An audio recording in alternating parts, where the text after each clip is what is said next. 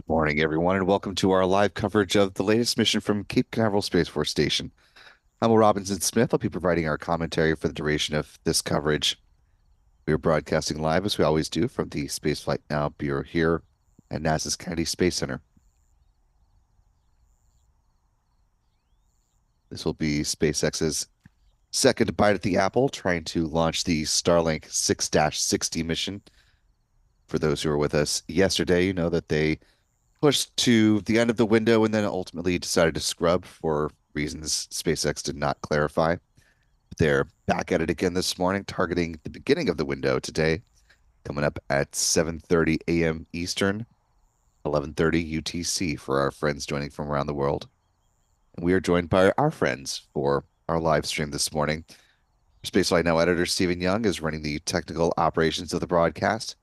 Adam Bernstein is out and about, fighting off, sounds like hordes of mosquitoes out there, preparing to track the rocket, coming up in T minus 58 minutes, 15 seconds. Also doing some still photography as well. And Michael Caine has the morning off, though we may see him popping into the YouTube live chat here in a moderator capacity. If you're not already following the fellas on social media, now's a great time to do so as sun is coming up over Florida's Space Coast. You can find them on X, formerly known as Twitter.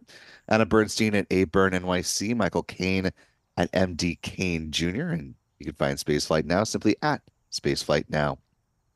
And if you yourself are not on X, you can also follow our activities over on Threads and Facebook. We'll also be joined this morning by our friends Chuck Briggs and Pete Carsons with AXQ Productions.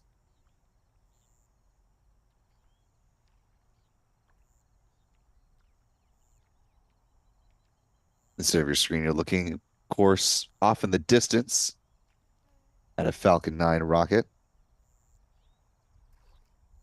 sitting at the heart of Space Launch Complex 40 over there at the Cape, otherwise known as Slick 40. The Starlink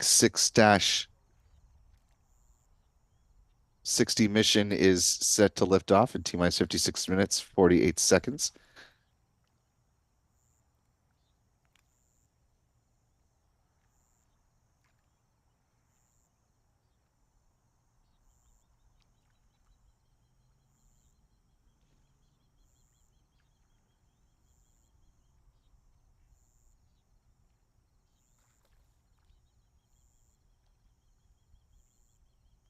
And as we are broadcasting from a wildlife refuge, we are joined by some critters this morning, not just the mosquitoes and the birds flying about, but you can see here we have a little gator friend. That's the almost log-like shape you see there at the center of your screen, just gliding across the water.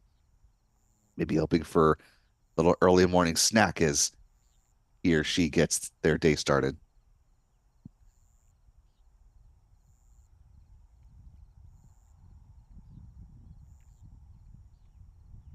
Taking a look at the live chat here, I want to thank the more than 500 of you that are getting up early this morning. I know it's quite early for folks here on the East Coast and even earlier across the U.S.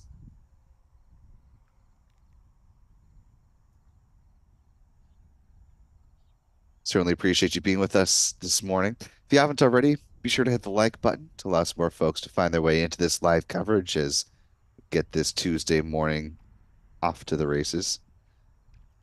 Be sure to subscribe to Spaceflight Now if you haven't already. Click the like button and click the bell icon once you've subscribed. That way you're notified whenever we start these live streams or post new videos to the channel.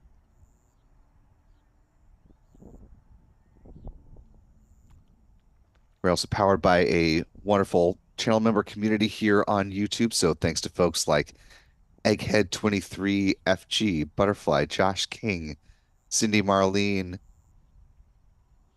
Woden Shot, Fiona Murray, Bonnie Long, and many others. John Torrance, Donald Trammell. Channel membership comes with a number of perks, including discounts at our online shop.spaceflightnow.com, where you can find things like the embroidered mission patches, of both the Boeing Starliner crew flight test mission coming up for a launch currently set for no earlier than June 1st.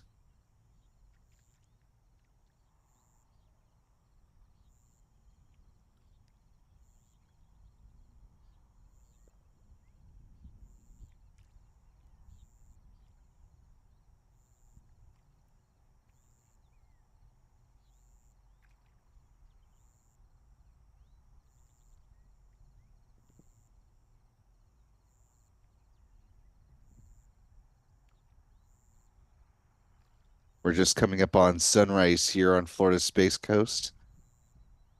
As you can see, a shot overlooking pad 39A and some pieces of the stage that will support the coverage of the crew flight test coming up again this Saturday. Currently, it's set for June 1st.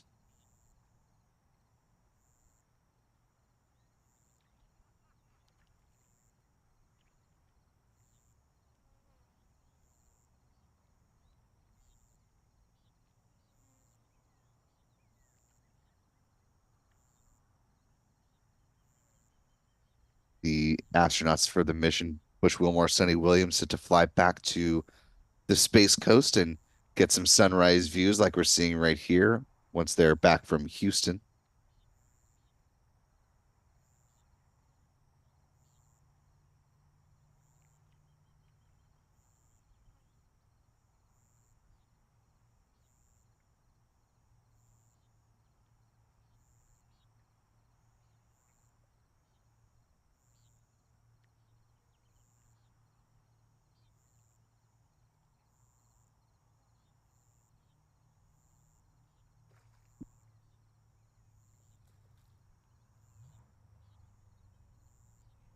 Currently 6:37 here on the East Coast.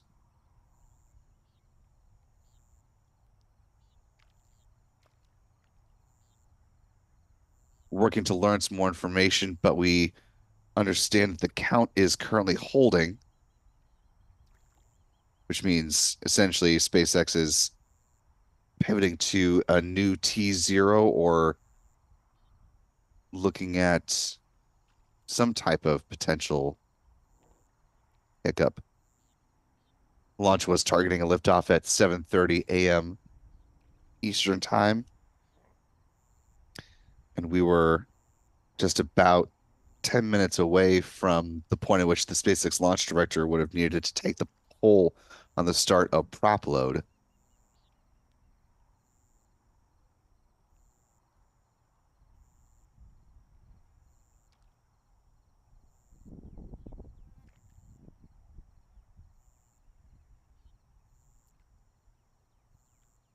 Because of SpaceX's so-called load and go style of fueling, they are not able to build in holds into their countdown. So again, a pause in the timeline means a resetting of the T0 ultimately. We're working to learn as much as we can about the situation at this point, and we'll bring you updates as we do. Stand by.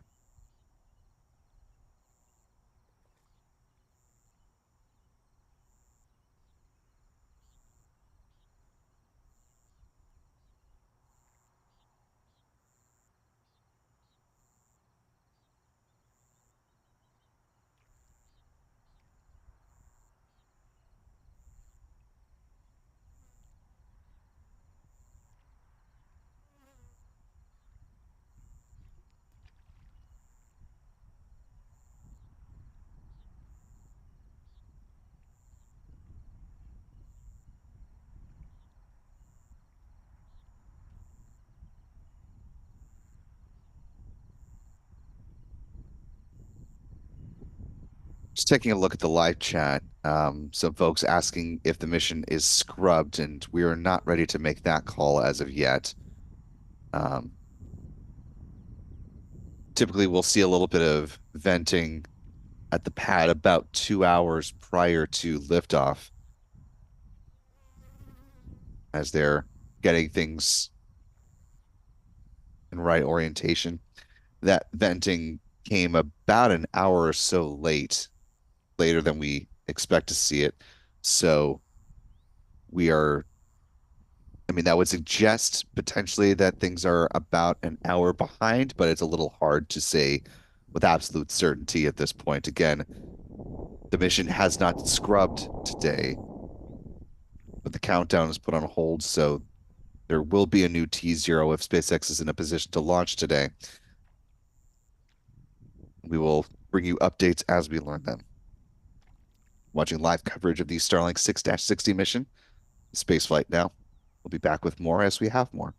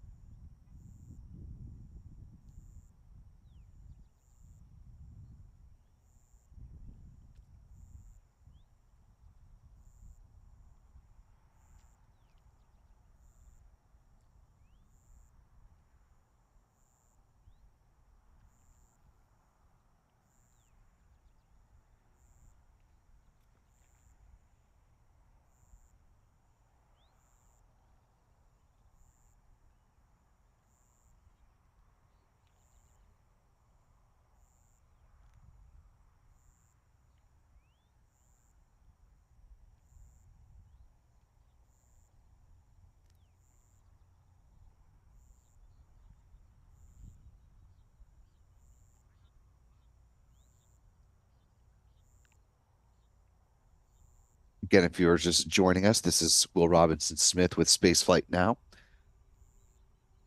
As you can see at the box at the top of our window here, SpaceX countdown for the Starlink 6-60 mission on a hold right now. And for those who have been with us for Falcon 9 or Falcon Heavy launches, you know that SpaceX uses a load and go style fueling operation.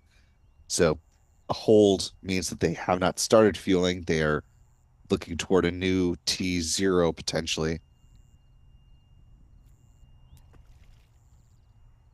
hoping to learn more about the countdown halting this morning.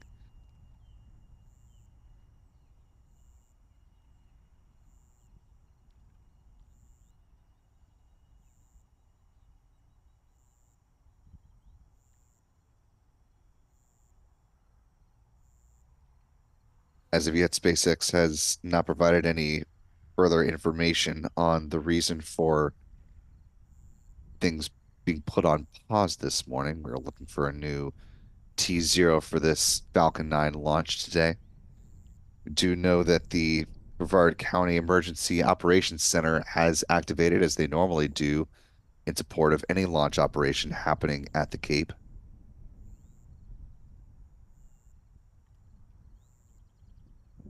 EOC activated at about 6:30 this morning.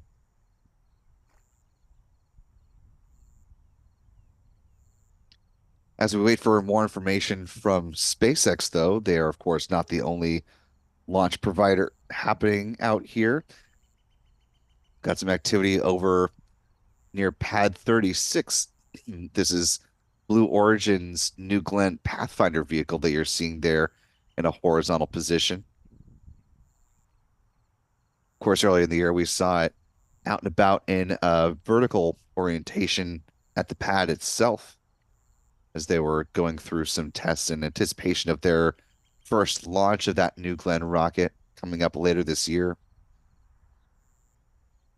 Blue Origin noted that while the rocket Pathfinder is out here, They're doing some integrated ground tests, including powering up the pumps that provide pressure to the vehicle's hydraulic system. They also say they're validating the ground system, supplying commodities to the rocket, and doing a rapid retract test of umbilical connections. Blue Origin announced that they rolled that rocket out to the pad on May 23rd. TBD how long this part of their testing campaign is going to last.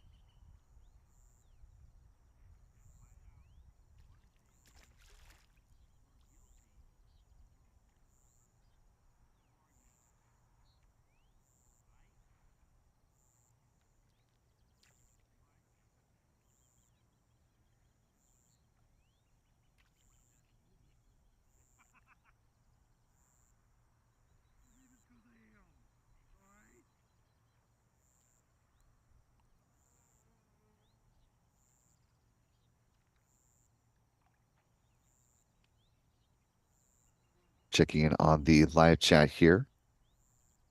See one of our moderators, Stephanie B, is up and about, joining us this morning. Good to see you, Stephanie. Hope you're doing well. Again, we're in a bit of a holding pattern here on the Starlink 6-60 mission as SpaceX is looking at a new T0 for their launch of the Falcon 9 rocket today.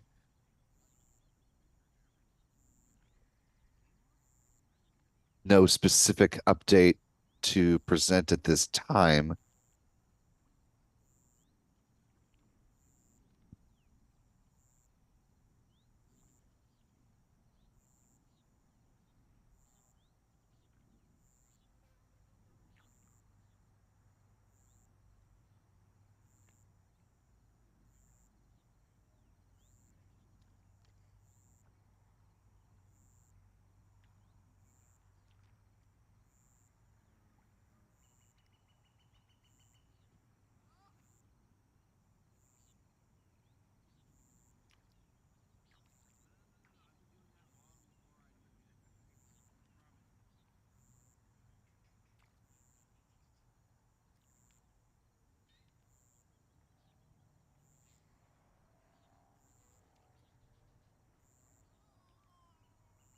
At this point, there's an indication that SpaceX may be looking at an 8:30 liftoff time that's based off of the start of their webcast, which begins about 5 minutes prior to when they're looking at launch. However, that's time that should be taken with a grain of salt, as there's not a lot of surety around that at this point, just an indication. Again, the mission has not scrubbed at this point. It has not scrubbed. We're still looking for a new T0 with this, and we'll bring you more information as we learn it. You're watching live coverage, Starlink 6-60 mission here with Spaceflight Now.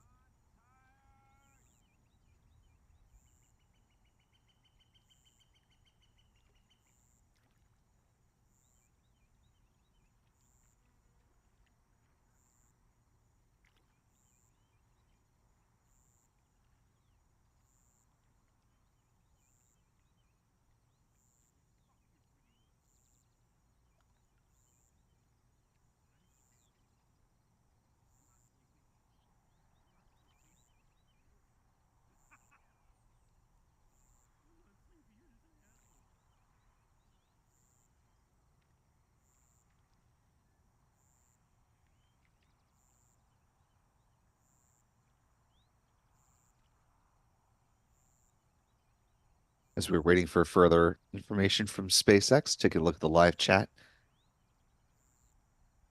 See one of the folks in here, Alan W, says that he's here for he and his person is here for their 33rd anniversary. Nice surprise. Hoping for a launch today. Well, happy anniversary, Alan. Glad you could be with us for live coverage this morning, and hopefully there will be a launch at the end of it. Again, we're still standing by for a new T0 here on the Starlink 6-60 mission.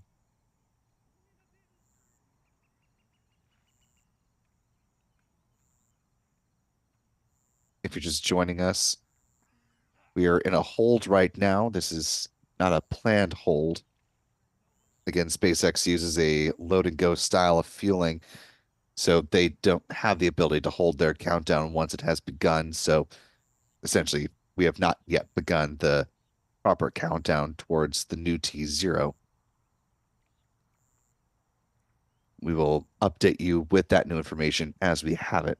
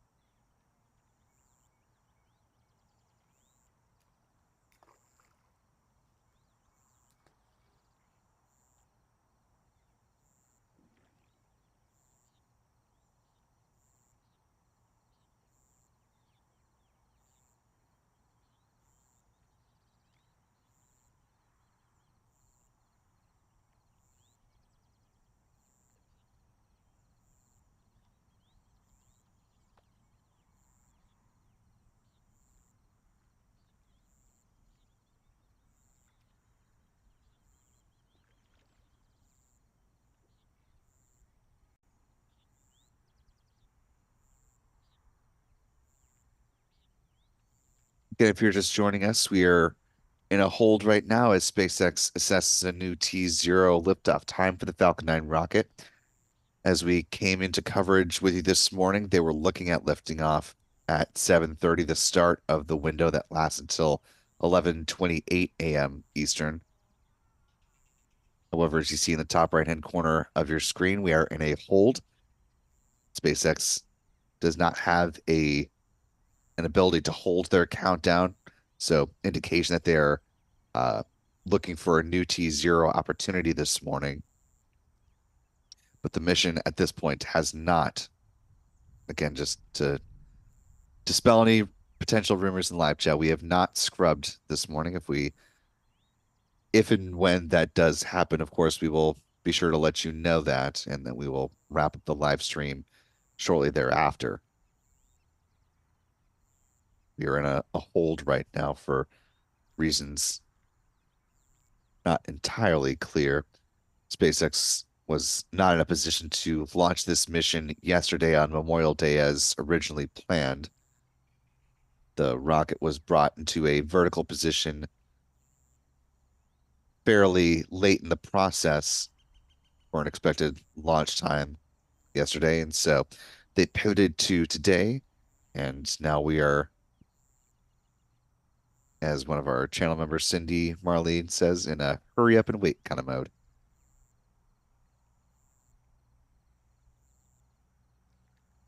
Taking a look at the live chat, though, do want to thank Shane Orbist for a very kind comment here, saying, just taking the opportunity to thank you guys for all the great coverage and live views every week.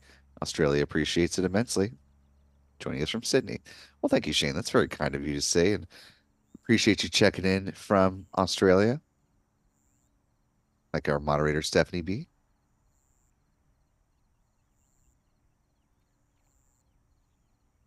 Hopefully, things are going well down there, weather-wise and otherwise.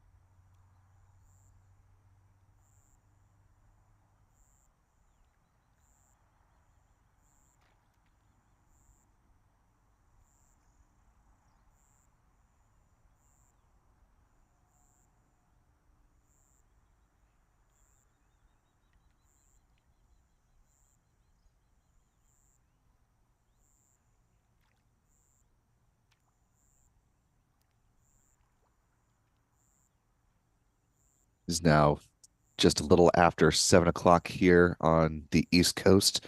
We are still in a holding pattern as SpaceX looking for that new T0 liftoff time with the Starlink 6-60 mission from Pad 40 at Cape Canaveral Space Force Station.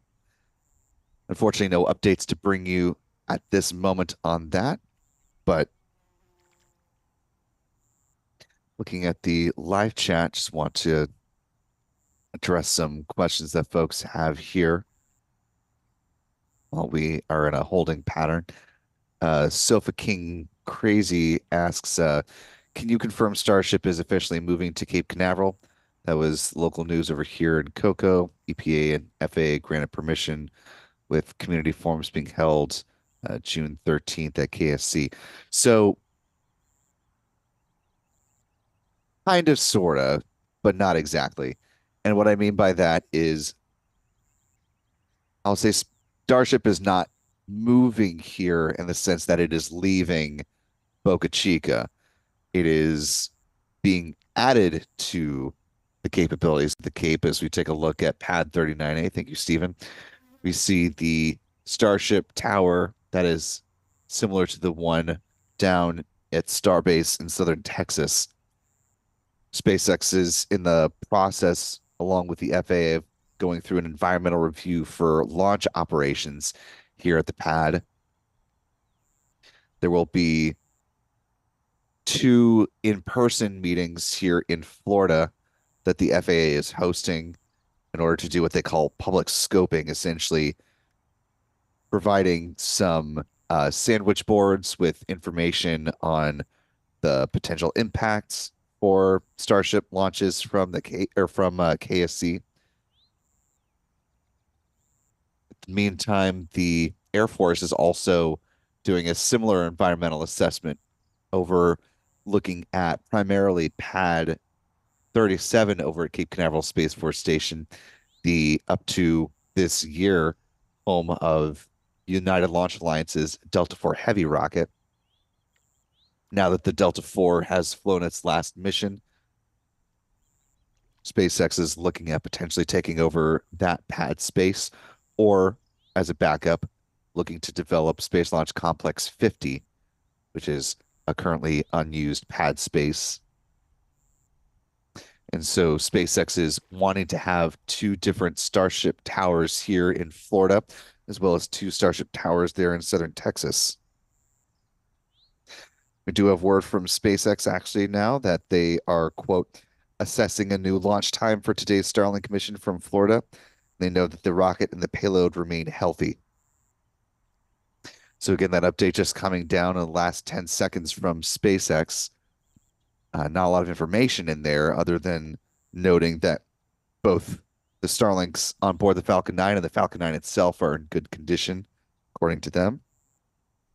They are, quote, assessing a new launch time as we have been reporting for the last, 20 minutes or so at this point.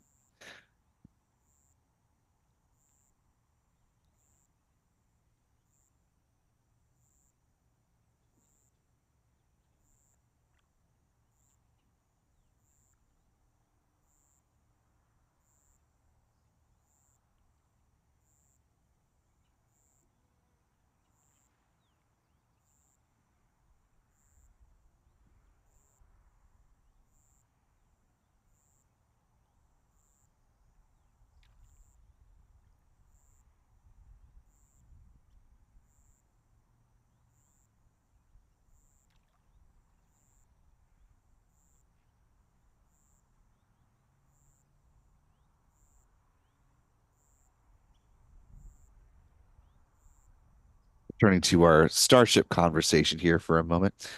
As mentioned, there will be two in-person public scoping meetings that are happening on June 12th. So for those who are in the area of Central Florida and specifically Florida Space Coast here, Brevard County, if you are not able to be here for one of the two on June 12th, or the other in-person meeting is on June 13th, there's going to be a virtual public scoping meeting coming up on June 17th.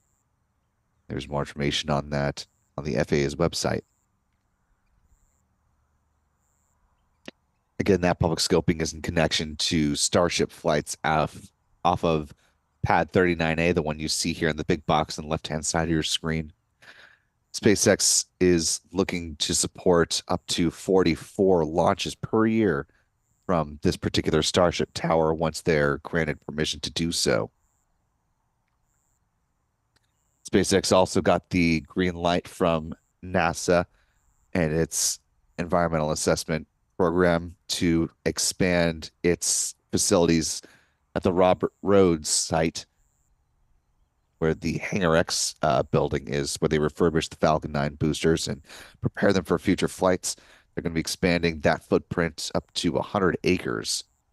So, quite a lot of work here being done on both the KSC as well as the Cape Canaveral side for SpaceX as they look to be able to ramp up their Falcon flights as well as bring Starship on board here, not only for their own personal endeavors and being able to launch the, of course, larger Starlink version 2, or perhaps they'll end up calling them version 3 satellites when all is said and done.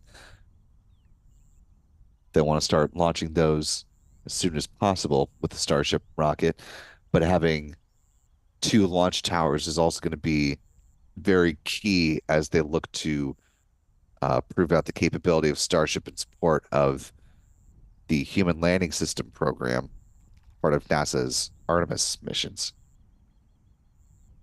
Starship will be the human lander for both the Artemis 3 and Artemis 4 launches, and it's going to take in excess of a dozen flights of Starship up to an on orbit Starship tanker, which will have to do a propellant transfer in low Earth orbit, put its propellants on board the HLS version of Starship, which will ultimately head off to lunar orbit and be in position to dock with the Orion spacecraft on the Artemis 3 mission, which is currently set for September of 2026. However, there's some indication that suggests that mission may, and I'll throw a giant asterisk next to that word may, change in mission design. But as NASA officials have stated multiple times, the primary goal and the current stated mission profile for the Artemis 3 mission is for a landing. And in order to do that, you got to have a lander. And that part falls squarely on SpaceX's shoulders. Of course, it is not the only pole in the tent of making the Artemis 3 mission work. There's also the completion of the spacesuits that is being done by Axiom Space.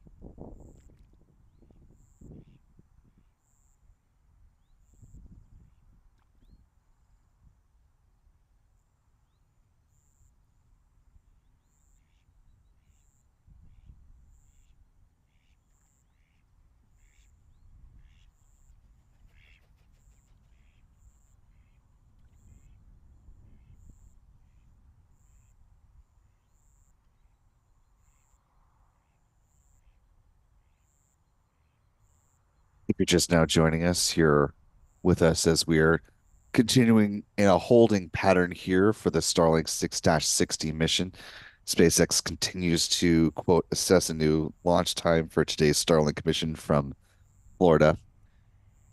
Originally, SpaceX was targeting a T0 liftoff at 7:30, which would have been in 15 minutes.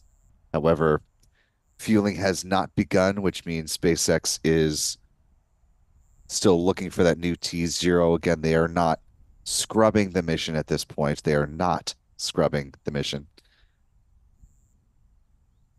If and when that were to happen, of course, we would let you know as soon as we were to hear a scrub call. But at this point, they're still looking for an opportunity to launch today. Their window does last until 11:30, so they have quite a bit of maneuverability time-wise at this point in the countdown opportunity. Weather was looking pretty good coming into today's launch. The 45th Weather Squadron,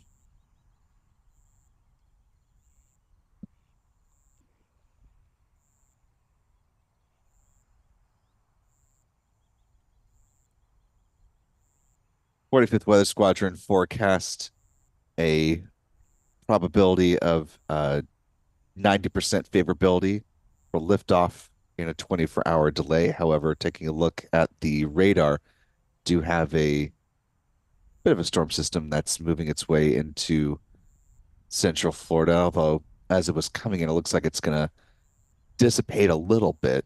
So hopefully not as aggressive once it reaches this side of the Sunshine State.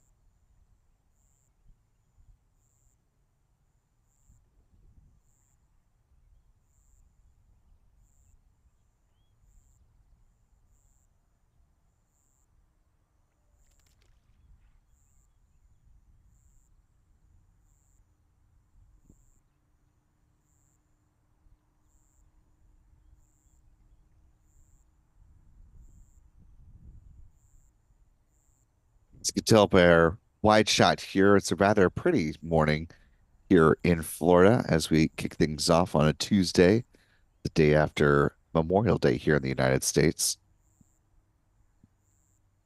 So for all those who had the weekend off, had a long 3-day weekend, I hope you're rested and rejuvenated and ready to get back at it.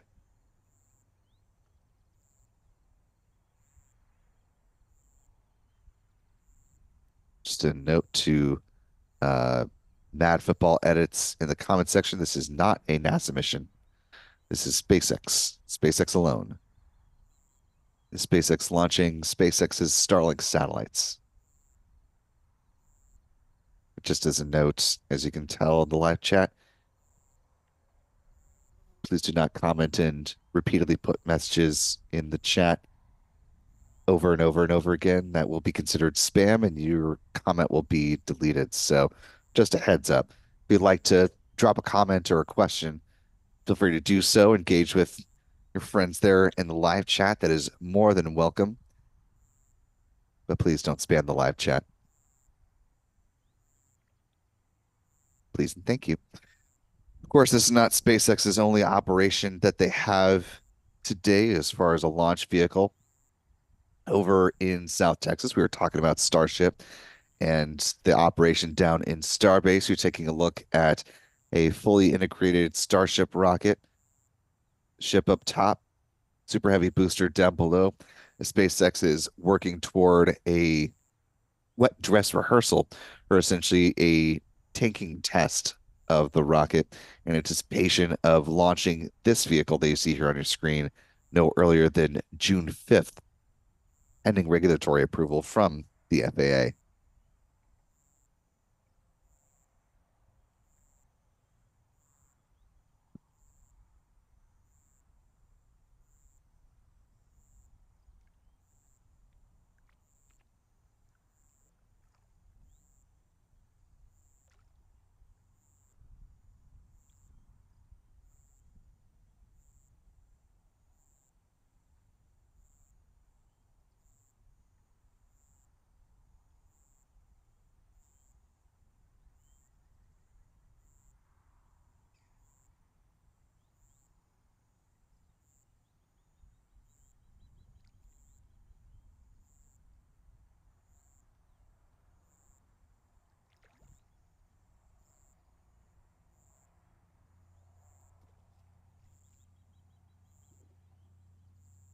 You can see it there at the bottom of your screen, uh, just to the right of the legs of the orbital launch mount. You can see a little bit of venting there from the tank farm.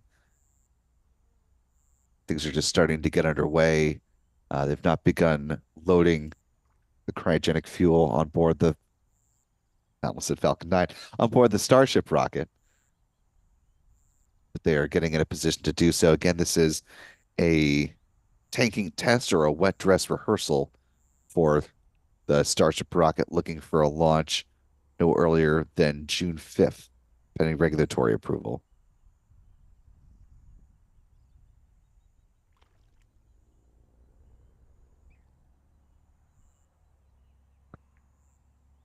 We do know that the road has been closed down there at Starbase, State Road 4. Sounds like there's still some pad personnel in the vicinity, so they have not cleared the area just yet. So again, tanking has not begun on the Starship rocket, with that tanking test coming up a little bit later on this morning.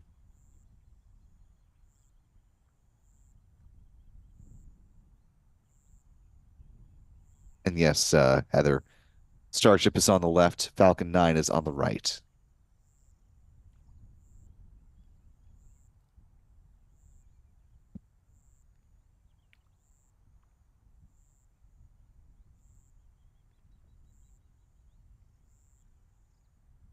At this point, we continue to be in a holding pattern as SpaceX has not declared a new T0 liftoff time for the Falcon 9 rocket on the right-hand side of your screen there.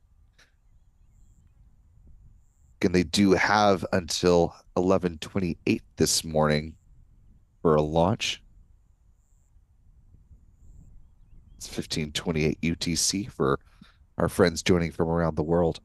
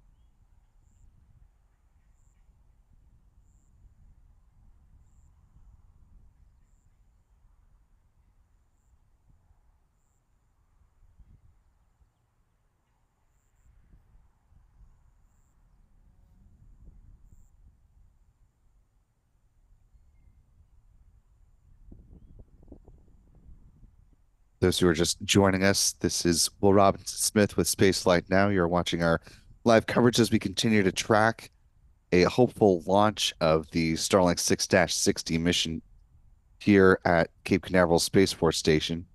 SpaceX continues to look for a new T0 for its Falcon 9 rocket, which you see here at the heart of Space Launch Complex 40 over there at the Cape.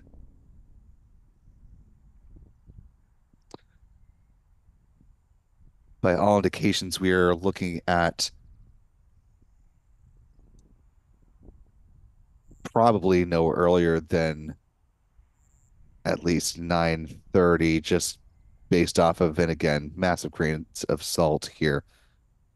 But SpaceX has pushed back the start of their 5-minute pre-launch live stream till just before 9:30. So again, that is not gospel. That is just an indication of sort of where things are in time right now. SpaceX again was intending to, excuse me, initially launch at 7:30 this morning. However, they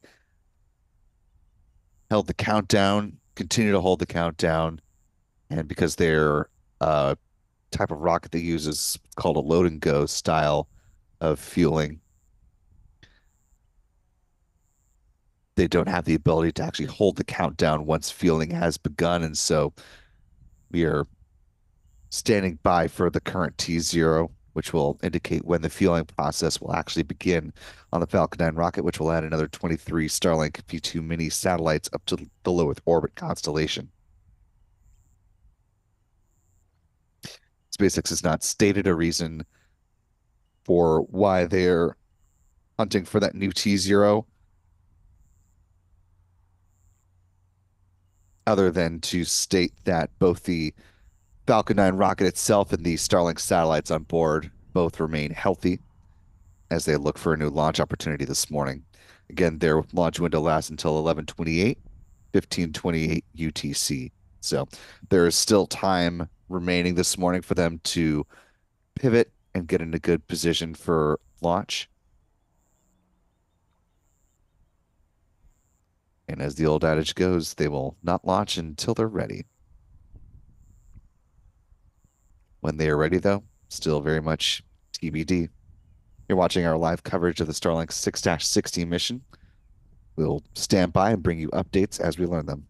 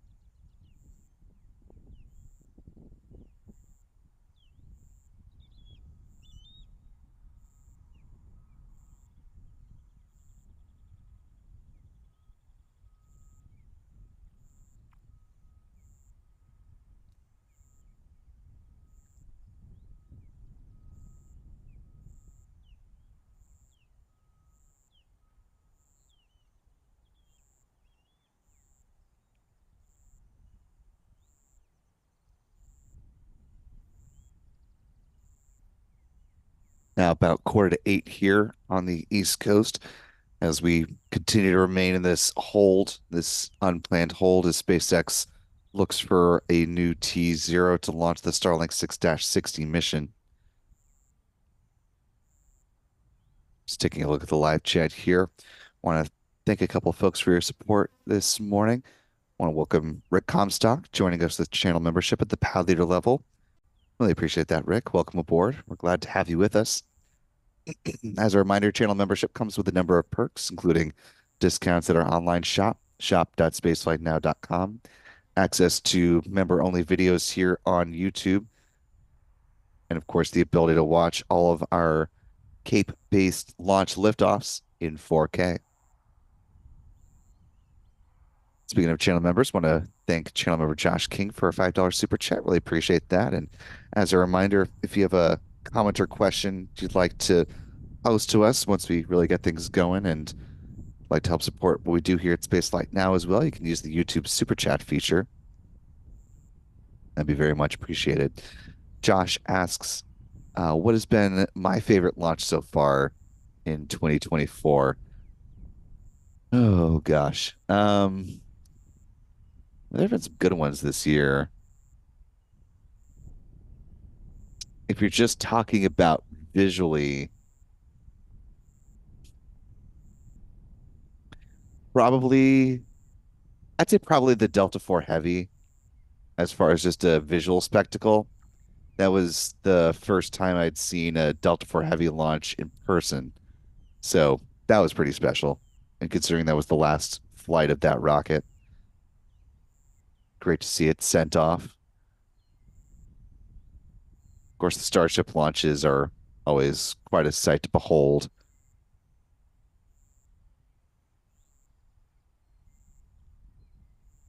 And then, of course, Crew 8. Any mission with astronauts on board is always going to be a special one just because it has the most precious payload, our fellow humans heading up to low Earth orbit. So anytime there's a crew mission, that's always going to be a special one. But I suppose those would be probably my three of the year so far.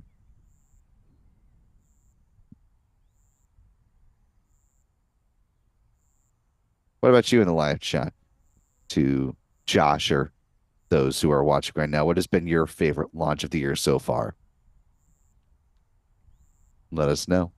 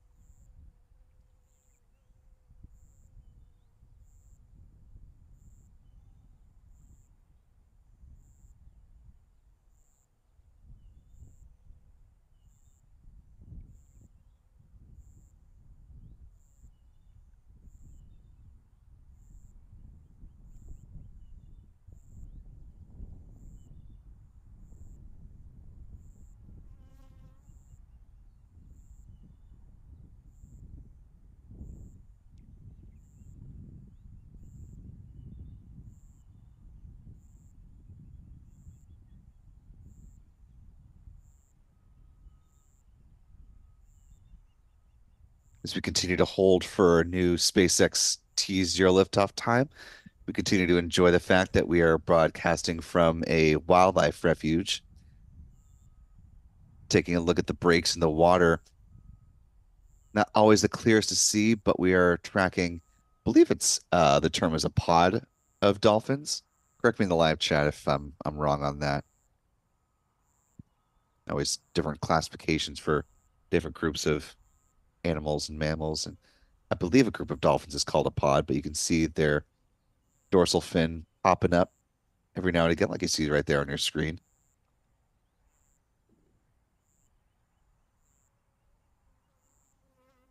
Wildlife refuge, of course, home to many different creatures, both above and below the waterline. Saw a gator a little earlier this morning. Lots of avian friends. In fact, just yesterday, or Stephen Young spotted a coyote cruising around the press site. We are no stranger to seeing wild boars out here as well. So if you keep your eyes peeled, and you very much should as you're driving around in this part of the state, you never know what you're going to spot. And of course, there are always some manatees floating around somewhere in the Indian River Lagoon. So it's always fun to spot those popping in as well.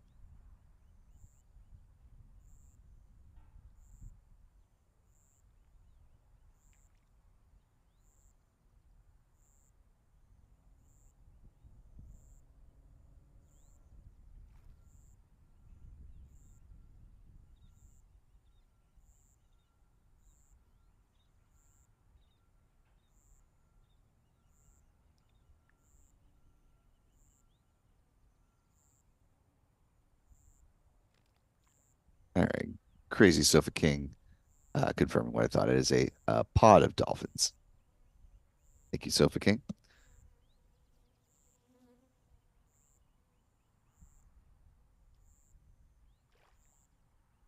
And to Chasing Magic's question, no, at this point, SpaceX has not provided an update on the new uh, T0 time for the Starlink 6-16 mission, though going purely based off of, and again, I will stress this is just a suggestion of a data point, but they have pushed the start of their 5 minute live stream ahead of liftoff to 9:22, suggesting a liftoff is set for no earlier than potentially 9:30 this morning. Again, that is just a very broad indication and not to be taken as gospel that that is when they're looking to launch.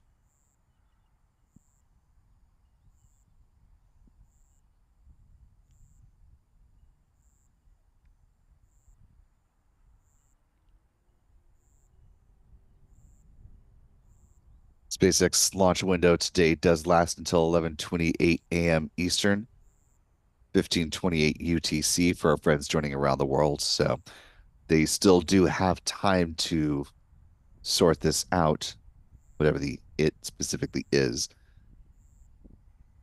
SpaceX looking to launch twice today, once here in Florida and once over at Vandenberg Space Force Base in California. They're going to be sending up an Earth observation satellite called EarthCare on behalf of the European Space Agency. While not an identical uh, instrument or spacecraft, I should say, it is somewhat similar to NASA's PACE spacecraft, which launched earlier this year, also on a Falcon 9 rocket.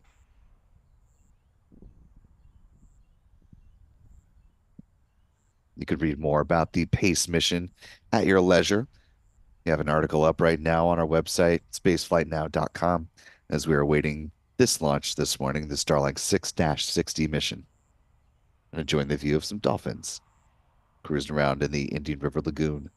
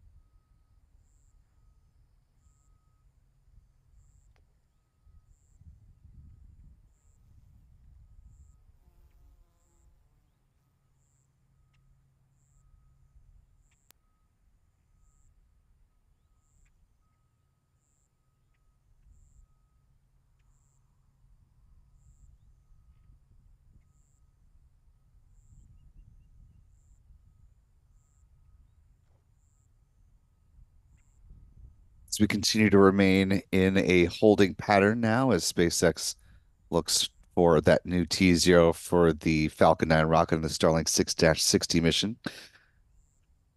Do want to bring you a piece of tape from a meeting that we were attending last week. This is part of the Lunar and Planetary Institute's Lunar Surface Science Workshop. This was a virtual session talking about the Artemis program in all of its various facets. In this particular clip that we're about to show you, this is um, from NASA's one of NASA's leads in the Human Landing System program, talking about the progress on SpaceX's Starship vehicle as it pertains to the HLS configuration, as well as Blue Origin's Blue Moon Mark II lander. That'll be the crewed variant of the Blue Moon landers. Mark I will be a cargo lander that they're looking to launch. I believe in 2025 is when the first cargo lander will launch for Blue Origin. At least that's the current plan right now.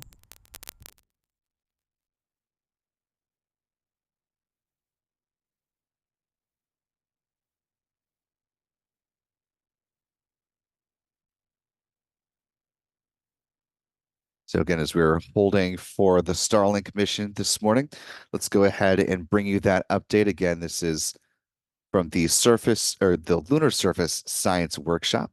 Let's go ahead and roll that clip. To reiterate, Logan is our Human Lander System Surface lead. So go ahead and take it away, Logan. Yep. So yeah, I wanted to give people a status of where we are, especially as we have our second vendor online now. So yeah, I've got a few pretty slides here, walk you through it. So I think everyone's aware Artemis 3 and 4 is with SpaceX and their Starship. We're well underway on that mission, headed towards CDR. Got the deployed payloads awarded for that mission for development. So getting exciting there, getting those teams on board and talking with our suit vendor and where they'll be stowed and where they'll be, how they'll be deployed, how far away, all those good details. And then yeah, Artemis 5 awarded to Blue Origin not too long ago. They're behind in the awards, so we're still working on the details of what their interfaces look like. But we got these first 3 missions underway. Next slide.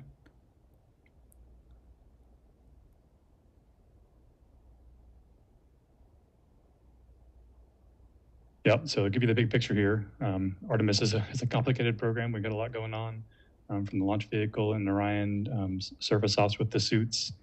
Gateway will come online at Artemis 4 and gain more capability over time, including an airlock for EVAs down the line. Ground systems to get us off the ground. We talk a lot about space comm and how much bandwidth we're going to get down. That's important for our payloads and our EVAs, getting good imagery and data back.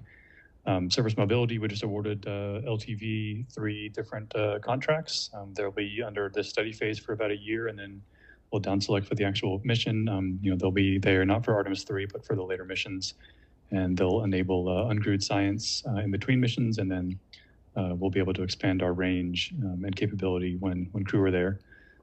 Suits, we have Axiom under contract for Artemis 3, and then Collins is under contract for the ISS replacement, but they're also both looking at crossover contracts, so Collins could be a lunar surface suit in the future. And then, yeah, we get more complicated from there. We had pressurized rovers and habitats and other things down the line. Next slide.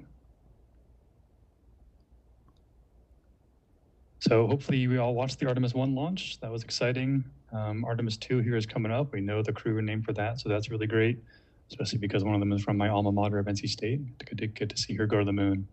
And like I said, Artemis 3, 4, and 5 are there. Artemis 4 shows that first gateway integration where they have their power and propulsion element, and the Halo, which is the SLS or HLS will dock to that with a logistics module. We can enable some more different capabilities as far as how we get hardware there. Whereas on the first mission, pretty much all the hardware launches on HLS from Earth. And so we'll have some more flexibility as we get Gateway online. Next slide.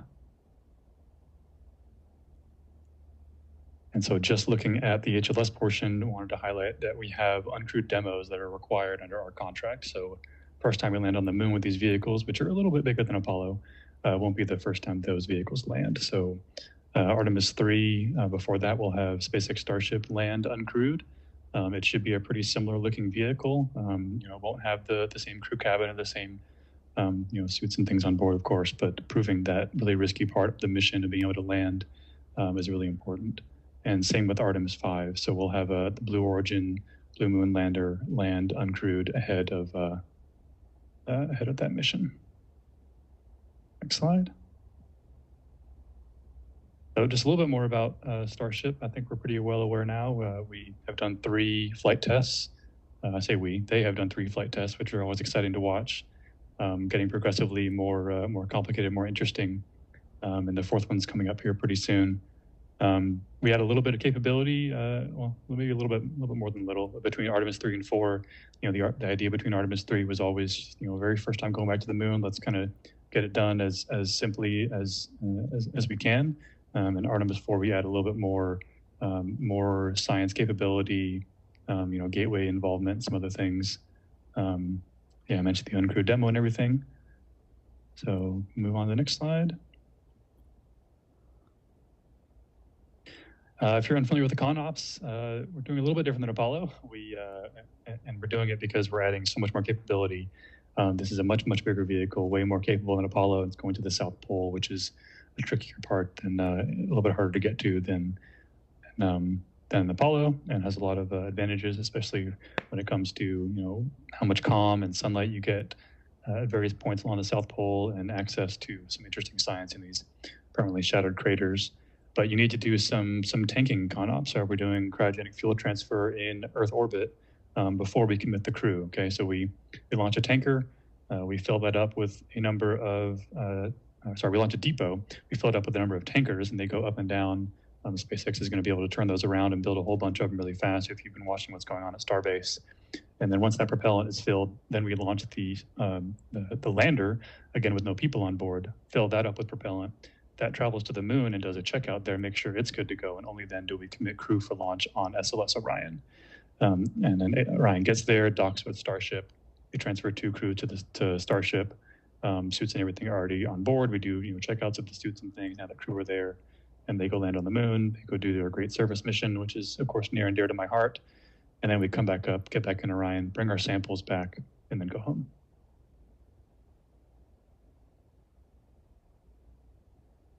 So just some progress on Starship. Always good, pretty pictures. I was just out in Hawthorne a couple weeks ago for their elevator demo. So we got a pressurized Axiom suit inside the elevator airlock garage mock-up, full-scale mock-up that SpaceX has right across the street from their main building.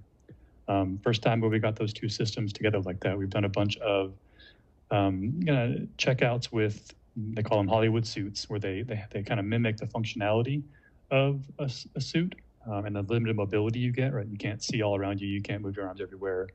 So getting the suit on and getting through the hatch and walking through the garage and onto the elevator, all knowing what that limited mobility is really important. But this time we did it with actual pressurized suits, which was really important with crew inside. We learned a lot about everything from button placement to what it would be like to have an incapacitated crew and what you have to do to get them back inside and safe. Of course, docking systems are really important. That's how we get the crew to the surface and back with Orion. And SpaceX is working on a version of their Dragon docking system, but modified for Starship. And I talked about these integrated flight tests. We're 3 down and a bunch more to go. We got propellant transfer milestones coming up. A lot of good technology that's going to get developed to enable this first mission.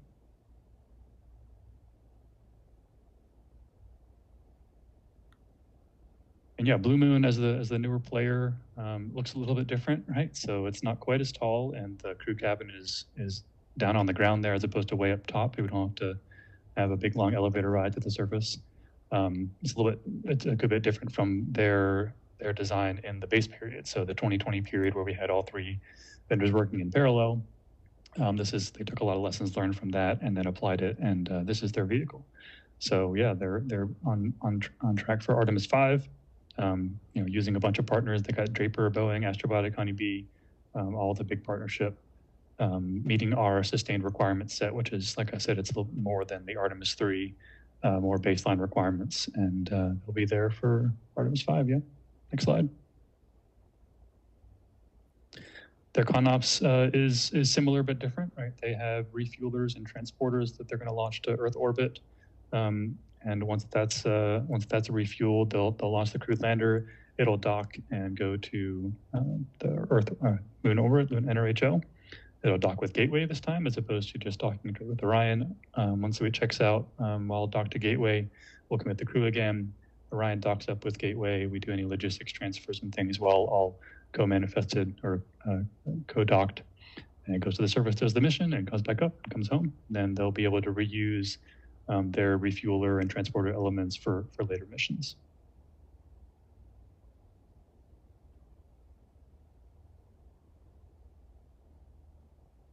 Just some progress here for the blue side of things. If you live in Huntsville like I do, I'm really happy to hear that the big engine stand that was used in Apollo is up and running now. We get a lot of explosions from the Army blowing things up, and now we get rocket engine firings every now and then, which has been great. So they're doing a lot of engine testing here on that historic stand, and also smaller engine testing for their horizontal stand that's been going on for a long time. And if you saw their new Gwen vehicle, which is the launch vehicle that they're going to develop for this mission, they've done some testing out of the Cape now, showing how big that thing is. It's a lot bigger than New Shepard, and yeah, we're excited to see that thing get some progress and get some launches under its belt, like Starship has. Next slide. And this is my last slide, and we have a lot of plans in the future. Like I said, LTV's been awarded. We got habitats in the plans, pressurized rovers, and this is a good idea of what the South Pole looks like. It's going to look really strange based on where the sun is and where the shadows are. And yeah, it's an exciting place to be for the next few years.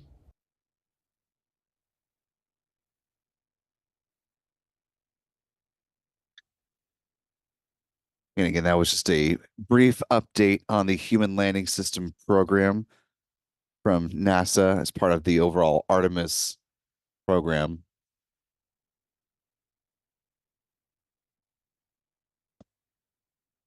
As we continue to wait for the launch of the Starlink 6-60 mission. That was part of the Lunar and Planetary Institute's Lunar Surface Science Workshop that was held last week.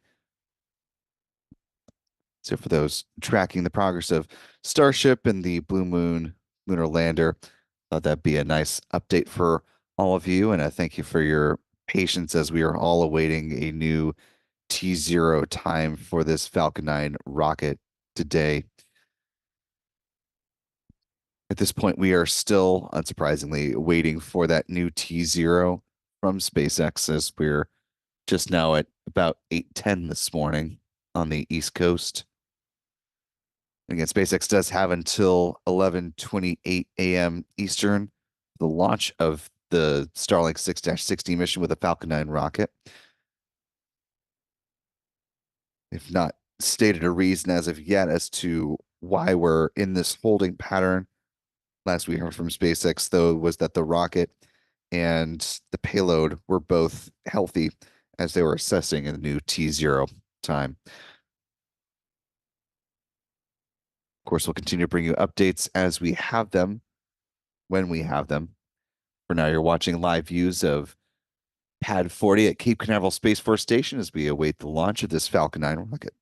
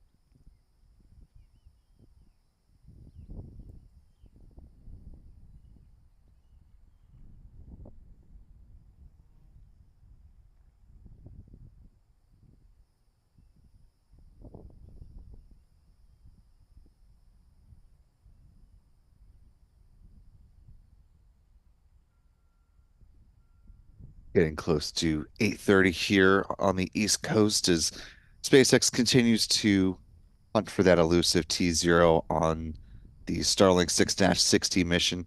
Still no update from them at this point as a new liftoff time for the Falcon 9 rocket has not been declared as of yet.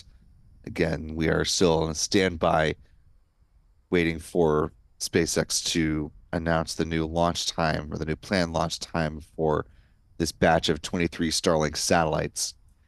SpaceX does have until 11:28 a.m. Eastern, 15:28 UTC to launch the mission if they are able to do so this morning.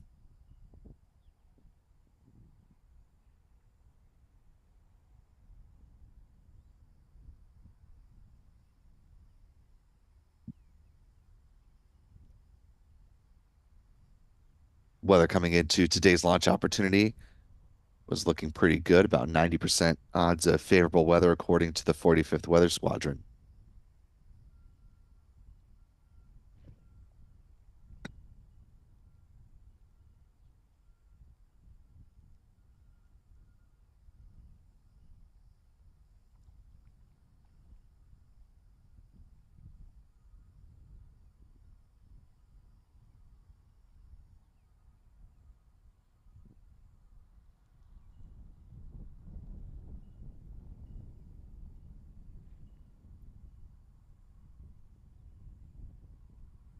That said, the weather outlook does deteriorate just a bit as we continue to slide later on into the window. At the start of things, it was 90% favorable at the beginning at 7:30, decreasing again just a smidge here down to 80% favorable conditions for liftoff. So still looking pretty good from a weather perspective.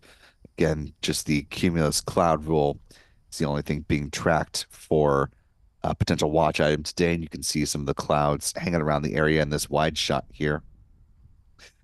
If for whatever reason SpaceX is not able to launch today, they do have, I believe, a backup opportunity tomorrow, which the weather outlook is between 95 to 90% favorable.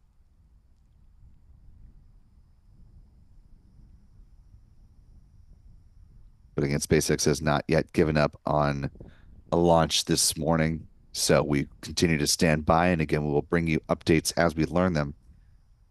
We're watching our live coverage of the Starlink 6-60 mission here, Spaceflight now. We'll be back with more updates as we have them.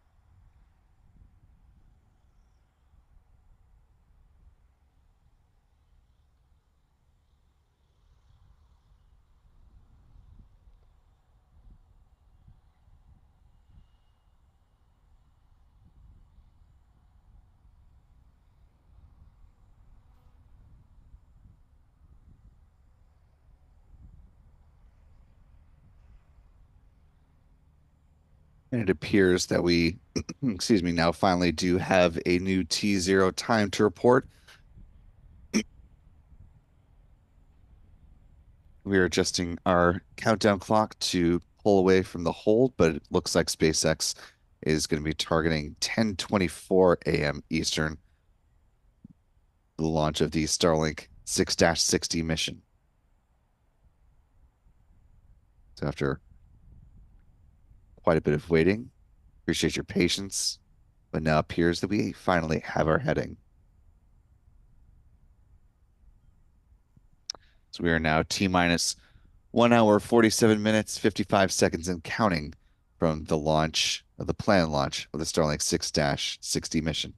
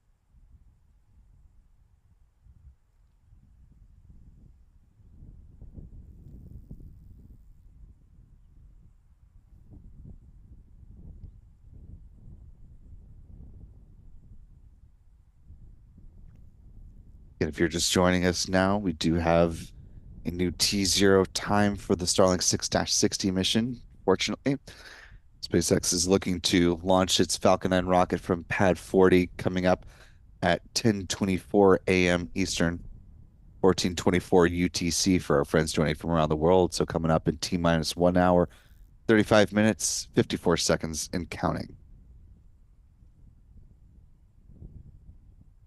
SpaceX has not given a reason for why the delay and the shift in the launch time this morning. Keep our eye out for any further updates, but if past is prologue, we likely won't hear anything further from SpaceX on this front.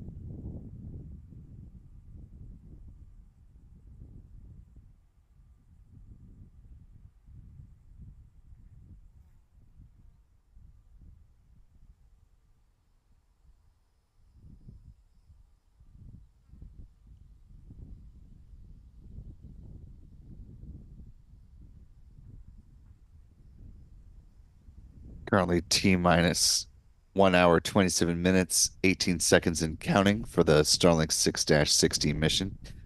Again, SpaceX is targeting a T0 liftoff time currently at 10:24 a.m. Eastern, 14:24 UTC. Meanwhile, as SpaceX prepares for the flight of this Falcon 9 rocket and its first stage booster, which will be launching for a 10th time today. It's tail number 1078 in the SpaceX fleet. They're also preparing to perform what's called a wet dress rehearsal or a tanking test of its Starship rocket, taking a live view here from Starbase in southern Texas near Boca Chica Beach. These views brought to us from our friends over at La Padre. You can see some venting from the tank farm there. The vertical tank farm has shrunk quite a bit over the last several months as they've been moving to a more horizontal tank farm style setup. You see the crane there positioned just above those. From this vantage point, it looks like 3 remaining vertical tanks.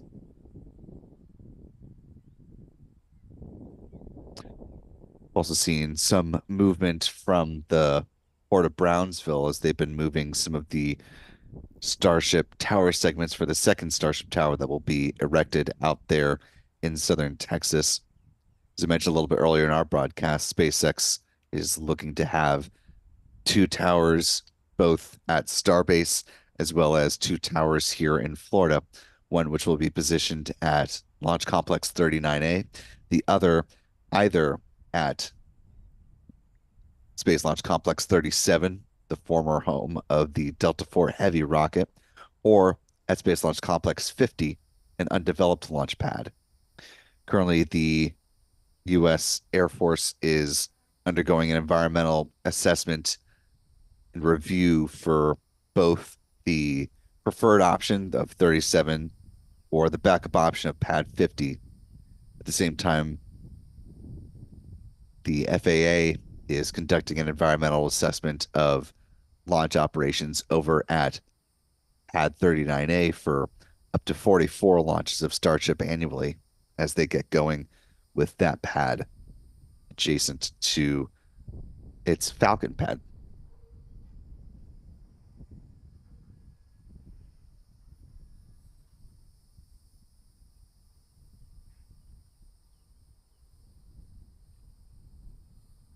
For those living in or near Florida's Space Coast, or if you happen to be visiting around June 12th or the 13th, the FAA is holding 3 in-person, they call them public scoping meetings, where they will be providing some information about the potential environmental impact to the Starship launch operations at Pad 39A. And that's an opportunity for the public to give their input, comments, questions, concerns. All feedback is welcome for those 3 in-person meetings, or for those who are not able to attend one of those in person, they will have a virtual meeting on, I believe, the 17th.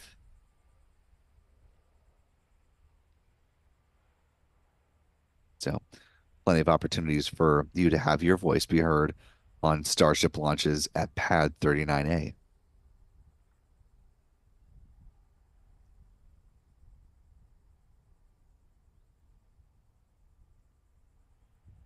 Tanking has not yet begun here on the Starship rocket down in southern Texas. Obviously has not started on the Falcon 9 here in Florida either. So we're now T minus 1 hour, 23 minutes, 7 seconds and counting. Fueling on the Falcon 9 doesn't start until the T minus 35-minute mark after the poll from the SpaceX launch director has been complete at about T minus 38 minutes.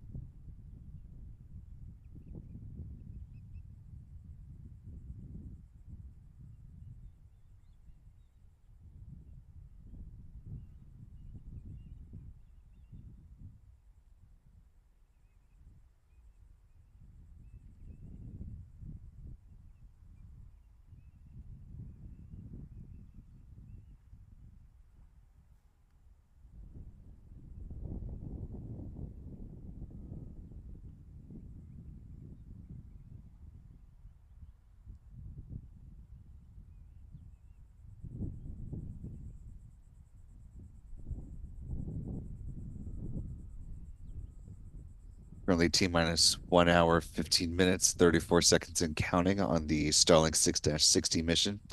Meanwhile, down in Starbase, seeing some venting there at the base of the orbital launch mount.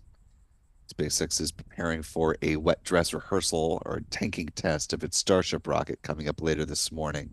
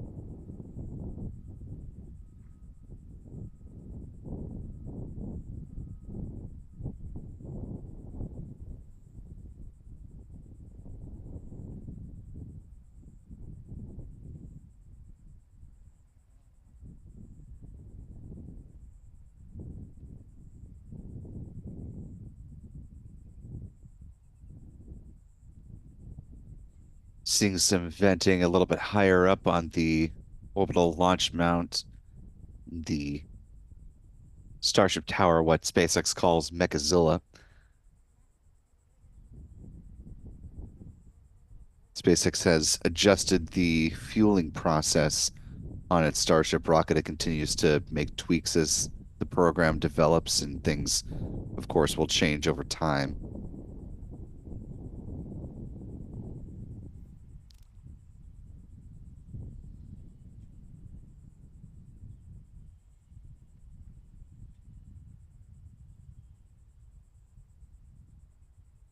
Looking at a nominal countdown for this Flight 4 of Starship. They start by loading liquid methane onto the ship upper stage at T minus 49 minutes. It's followed by liquid oxygen on board the upper stage at the T minus 47-minute mark.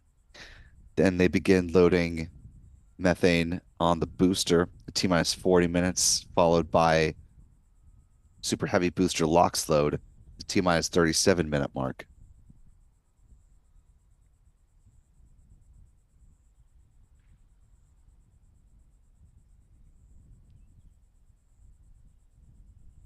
Again, that's the fueling timeline for Flight 4. So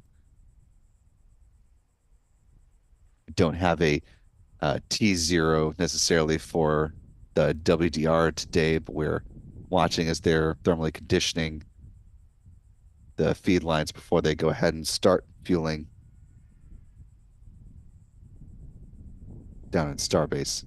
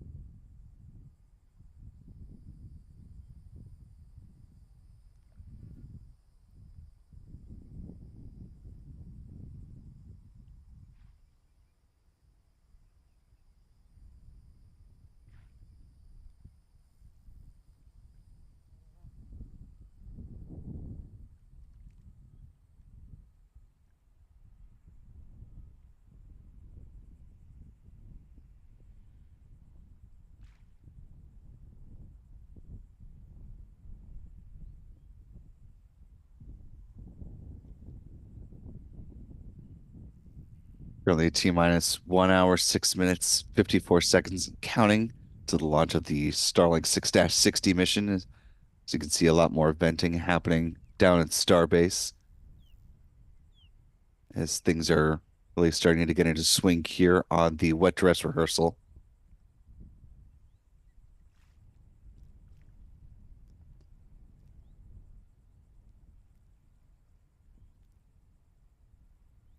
So we're preparing to see the Starlink satellites head up to low Earth orbit. A couple of updates on some of the other happenings in satellite internet connectivity.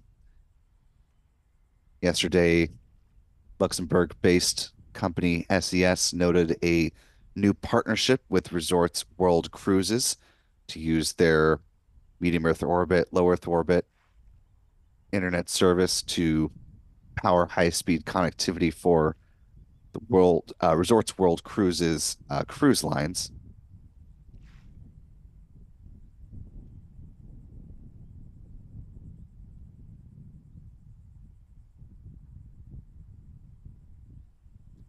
And earlier this morning, Intelsat announced a the launch of a partnership with Condor Airlines and their Airbus narrow body aircraft.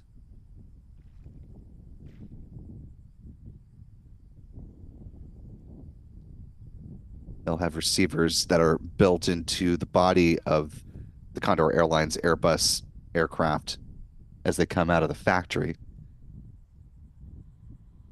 So while SpaceX certainly gets a lot of the oxygen in the room as far as the conversation about satellite internet connectivity, they are far from the only player in town that is working to bring internet around the world in various facets from space.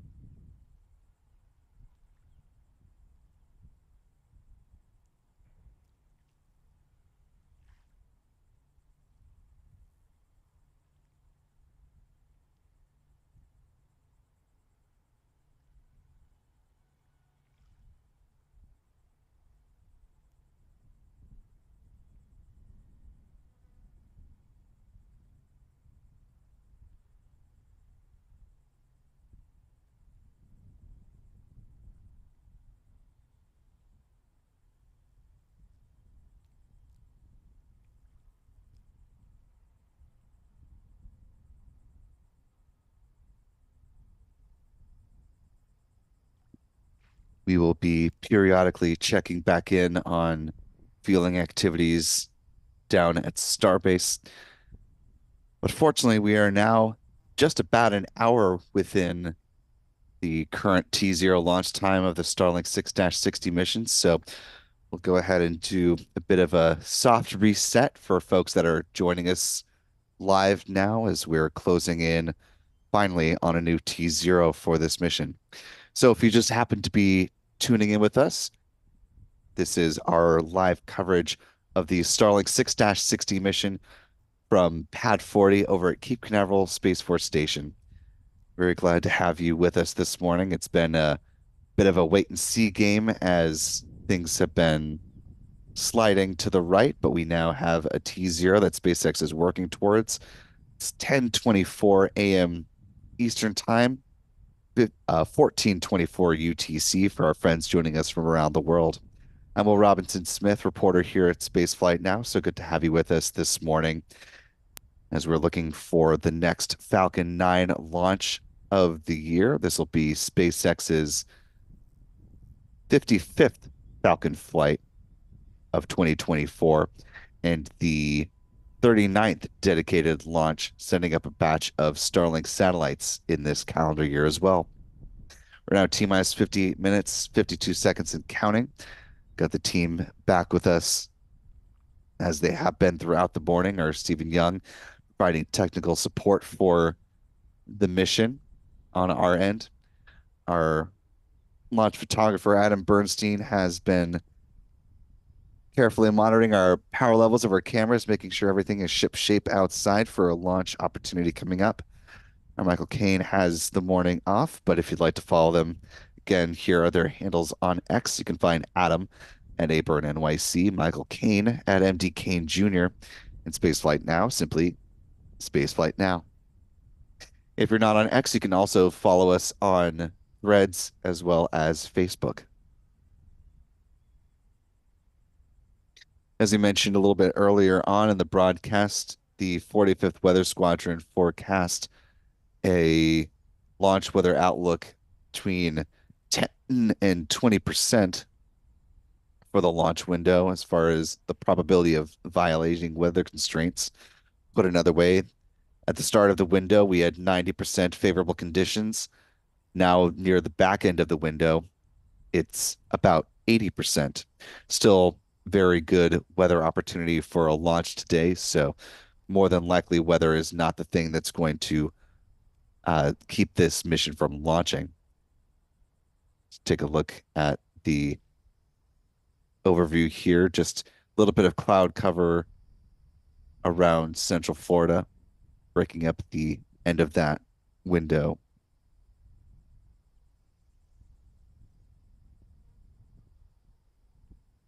We're also joined by our friends Chuck Briggs as well as Pete Carstens for our live launch opportunity this morning. If you haven't already, or if you're just coming on back here, be sure to hit the like button to allow some more folks to find this live coverage, especially now that we are in the full swing of things and we're heading towards a T0 liftoff coming up in 56 minutes and 38 seconds. Subscribe to Spaceflight Now if you haven't already. Be sure to hit that bell icon when you do. That way you're notified whenever we do start these live streams or post new videos here on the channel. I want to thank our moderators for all their patience hanging out with us. You know, Stephanie B has been kicking it with us for a while this morning. Callistia Lee also joining us today. Really appreciate the two of you helping us out. Our thanks to our other outstanding moderators as well. Not with us at the moment, but appreciate their support when they are able to join us. Those being Astro Jen, Astro Joe, and Rusty Shackelford. If you'd like to pop open a second window and bounce back and forth between what we're doing here in Florida and what's happening down at Starbase, you can head over to Launchpad Live. Again, keep that open in a separate window so you can stay with us in this live stream here. We'll keep our camera view courtesy of our friend from Lab Padre going over on LPL.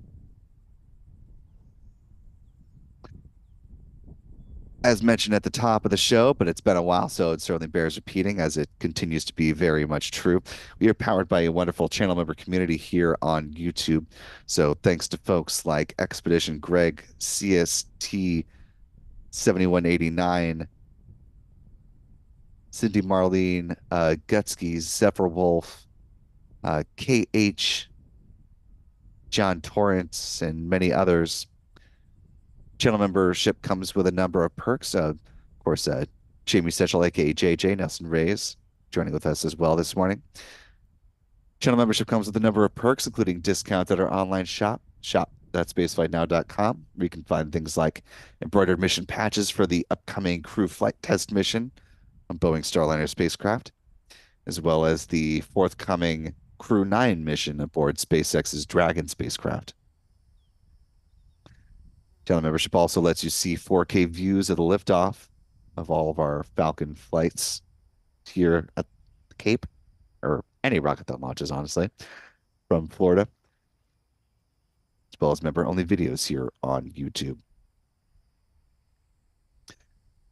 As we keep things rolling here, I want to thank one of our channel members, Nelson Reyes, for gifting 5 Spaceflight Now memberships. Really appreciate that, Nelson. Good to see you this morning. To our new 5 channel members, welcome aboard. We're glad to have you with us. If you haven't already, be sure to thank Nelson in the live chat. We hope you stick around and continue to be a part of our channel member community. Last but not least, if you have a comment or question and like to be a part of the show, and your comment or question is appropriate to be read on our show, you can use the YouTube Super Chat feature. Not only will you be giving us some interesting things to talk about as we continue on through the countdown, but you'll be supporting what we do here at Spaceflight Now, and we're very appreciative of that as we're looking towards some big coverage days coming up in the very, very near future. Of course, the aforementioned crew flight test of Boeing Starliner spacecraft, currently looking at a launch on June 1st. That is this coming Saturday from Space Launch Complex 41 over at Cape Canaveral Space Force Station. We're also going to be hitting the road again in support of our coverage of the Flight 4 of SpaceX's Starship rocket. So certainly appreciate all your support in helping to make reporting like that possible, and for just being with us this morning. Your live viewership is also very much appreciated. We're glad to have you with us. And as another good sign that things are in swing here, we do have an update from SpaceX noting that we are within the hour from launch of the 23 Starlink satellites on board that Falcon 9 rocket. They note that the launch vehicle is ready and the weather, they say, is 90% favorable. So conditions still holding strong for a launch opportunity. Coming up in 52 minutes, 9 seconds and counting.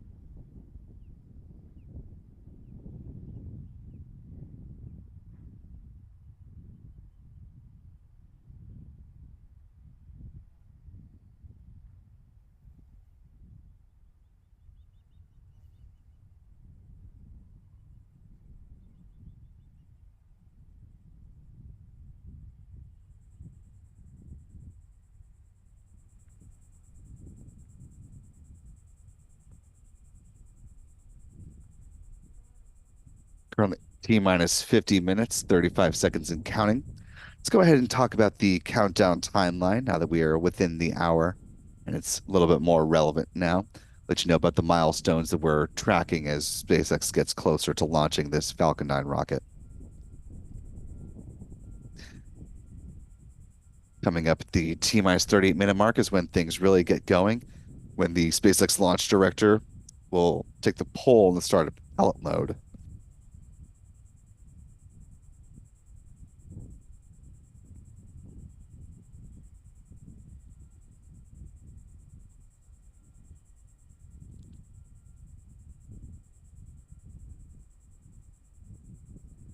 Assuming that go ahead is in fact given, fueling starts at the T-minus 35-minute mark with RP1 or rocket grade kerosene being loaded on board the Falcon 9's first and second stages. At the same time, liquid oxygen is loaded on board the Falcon 9 first stage. See Rusty Shackelford joining us here on the stream. Good to see you, Rusty. Hope you're doing well this morning. The T-minus 16-minute mark is when second stage LOX load begins. But before that, we'll see the so-called big vent from the strong back. Happens as the feed lines are chilled. Comes about around T-minus 20 minutes and 20 seconds or so. The T-minus 7-minute mark, the chill down of the 9 Merlin 1D engines gets underway. That involves flowing a small amount of liquid oxygen through the plumbing and turbo pumps. Helps protect the engines from the risk of thermal shock and damage during the startup sequence. About 6 minutes before liftoff, the first stage kerosene tank should be full. In T-minus 4.5 minutes, we'll see the strong back retract begin. That sequence starts with the clamp arms underneath the Falcon 9 payload fairings opening up, and then the transporter erector, or the strong back, will recline about 1.5 degrees away from the Falcon 9 rocket, and it stays in that position until liftoff, at which point the Falcon 9 will pull back in a much more rapid fashion to clear the way for the vertical climb of the Falcon 9. About 3 minutes out, first stage liquid oxygen load is complete.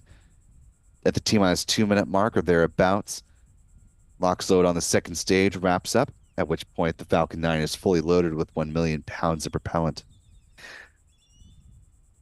In the final 60 seconds, control of the countdown is handed over from the ground sequencer to the Falcon 9's onboard flight computers. The propellant tanks are brought up to flight pressure. The SpaceX launch director gives their go for launch at T-minus 45 seconds out. The engine ignition command is issued at T-minus 3 seconds, and if all 9 engines ignite and are healthy, command will be given for the hold down clamps to release the Falcon 9 for a T0 liftoff. Coming up this morning now at 10:24 a.m. Eastern, 14:24 UTC, or in other words, T-minus 47 minutes and 30 seconds.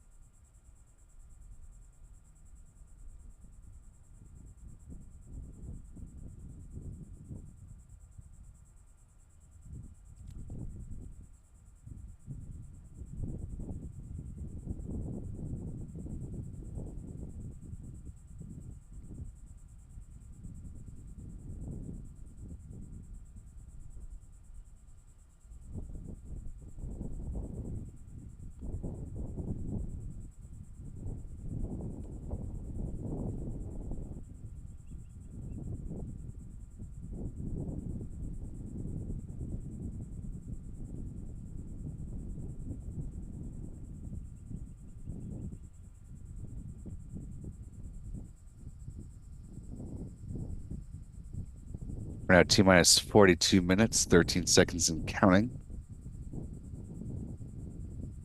Just about 4 minutes away from the point at which SpaceX will make the call on the start of prop load today, assuming they are ready to do so.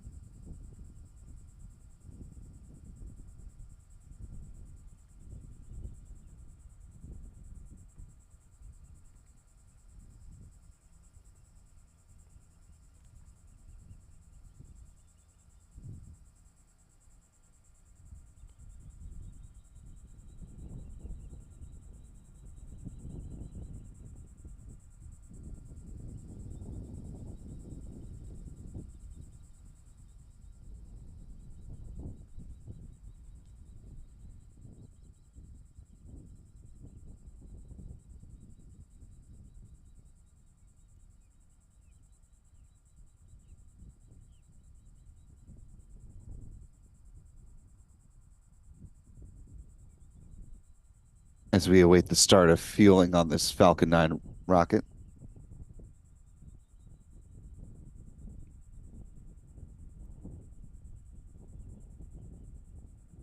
Let's go ahead and talk about the flight path of this Falcon 9 rocket. Let's talk a little trajectory, shall we?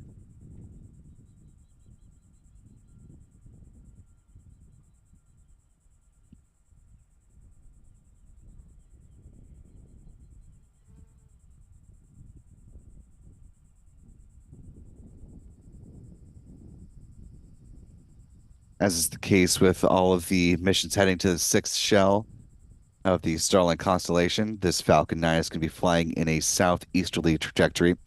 Taking a look from Google Earth, lifting off from Space Launch Complex 40, otherwise known as Slick 40 at Cape Canaveral Space Force Station. Falcon 9 is going to be heading again southeast, a little bit to the east of the Bahamas.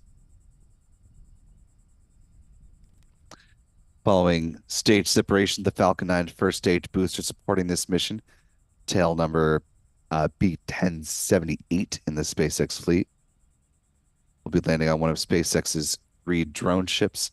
It's got 2 based here in Florida, and the one on deck this morning is a shortfall of Gravitas. 2 fairing halves will be jettisoned just a little bit downrange of the map as well. SpaceX will use one of its recovery vessels to scoop those up, bring them back into Port Canaveral, where they will be refurbished and prepared for future flights. Taking a look at the recovery process and action. This is a still of the payload fairings gliding down under the support of parachutes. SpaceX saves about $6 million per recovery effort, so it's an important part of their business model, as is the case with the boosters, to make sure that as much as possible they are able to recover those payload fairings and turn them around for future flights. Here's what that process looks like as far as bringing them on board one of the recovery vessels. This image taken by SpaceX last year.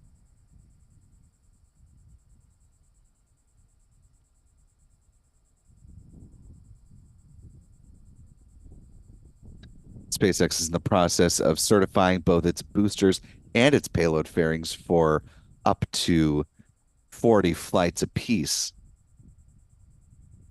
And while they don't often talk about specifics when it comes to the payload fairings and what their life status currently is, we know that their flight leader, as far as the booster front goes, has flown 21 times.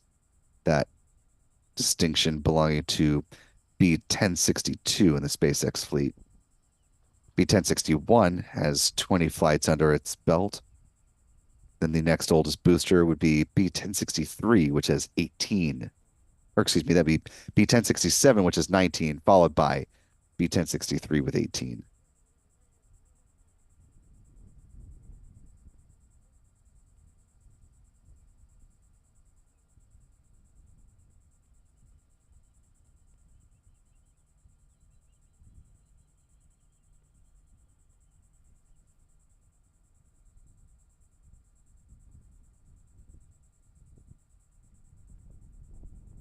Now, T minus 37 minutes, 21 seconds and counting. Just a couple minutes away from the start of fueling, assuming SpaceX is prepared to do so. Take a look at the live chat here. I want to thank the more than 3,200 of you who are joining with us live this morning. Appreciate your patience.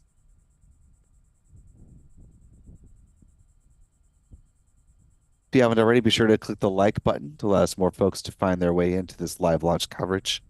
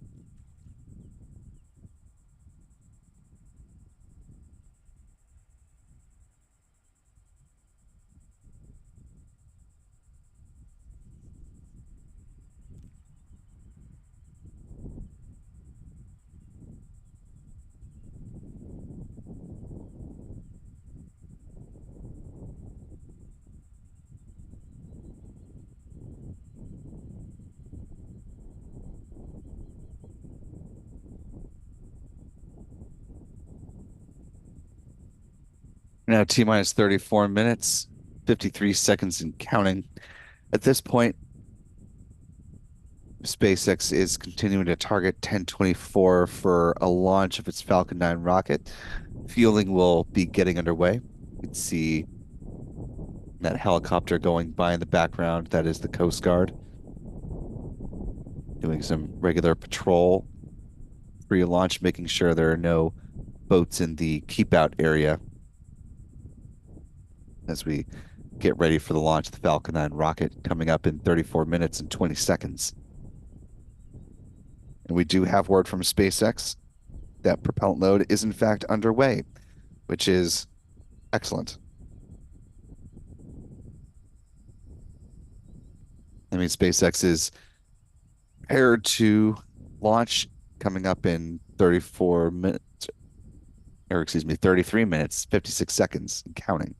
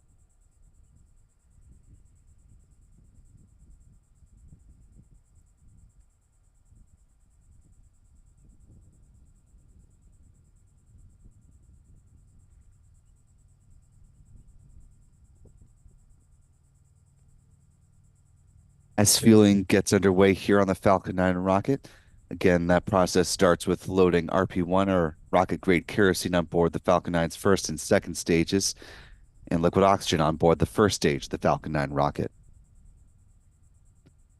Coming up in just a couple of minutes at the T-minus 30-minute mark, SpaceX will also load cryogenic helium on board the pressure vessels on the Falcon 9 first stage. The helium is important because it's used to pressurize the main propellant tanks during flight. That same process will begin on the Falcon 9's second stage at about T-minus 25 minutes.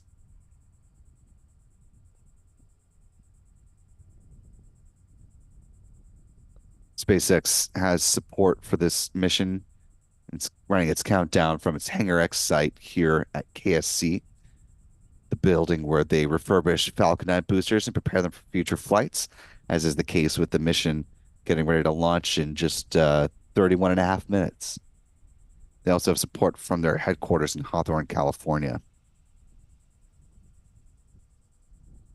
Continuing to track that liftoff time at 10:24 a.m. Eastern, 14:24 UTC.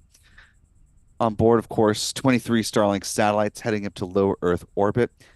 Taking a look at the coverage map for SpaceX and their Starlink constellation.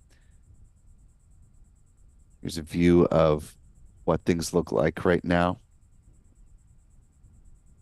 The light blue areas are where coverage is currently available. The slightly darker blue shades are where coverage will be coming soon or is planned to begin at a set time and date. And the grays are where coverage is not available.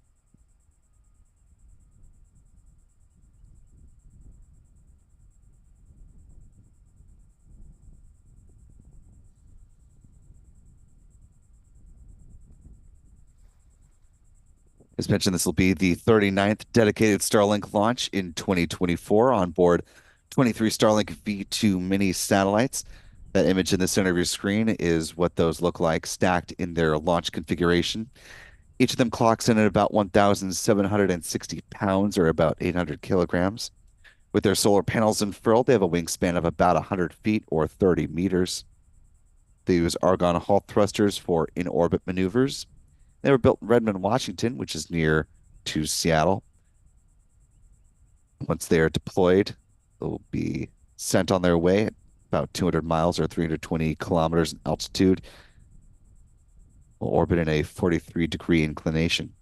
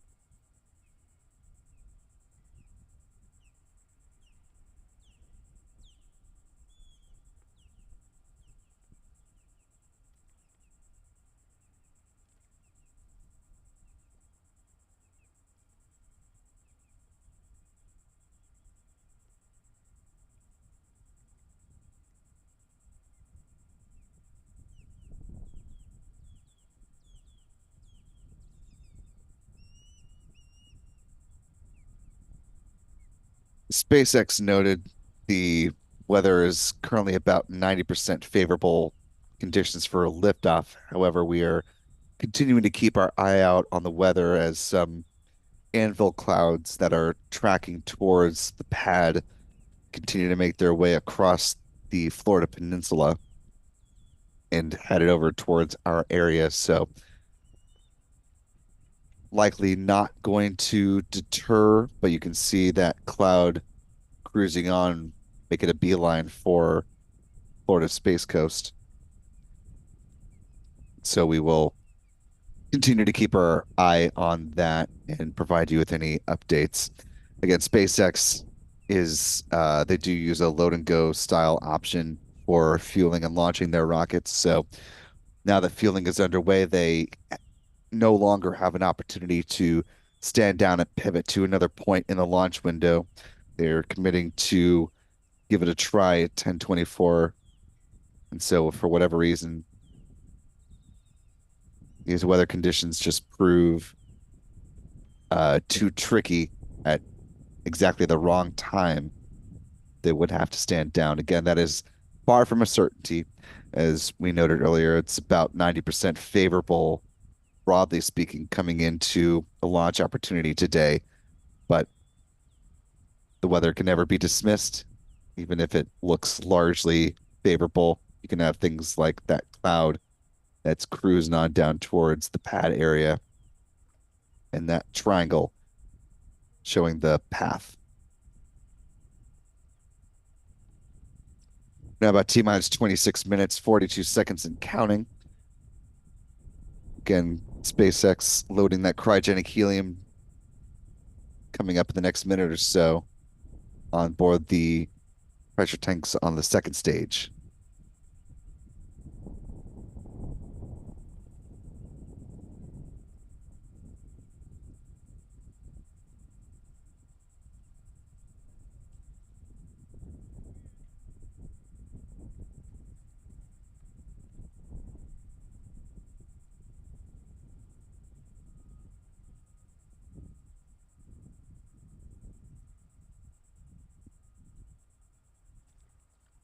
Taking a look at the live chat. Certainly want to thank the more than 4,200 of you that are joining with us live. Appreciate you being here on a Tuesday morning. Hope you all had if you're joining us from the United States, I hope you had a wonderful 3-day weekend as we were marking Memorial Day here on Monday.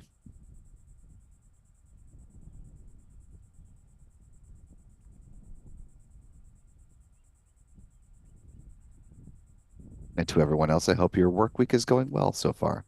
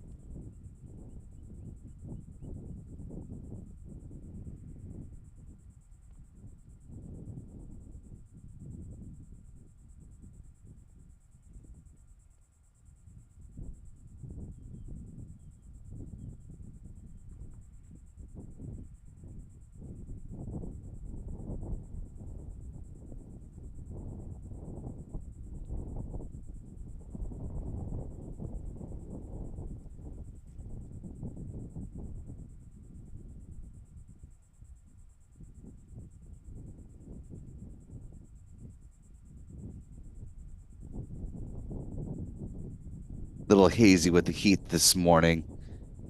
You can make out some of the vapor near the Falcon 9 first stage in this view from our friend Chuck Briggs. Good sign that fueling is in fact underway as we're coming up on the start of the big vent in just a little over 3 minutes from now.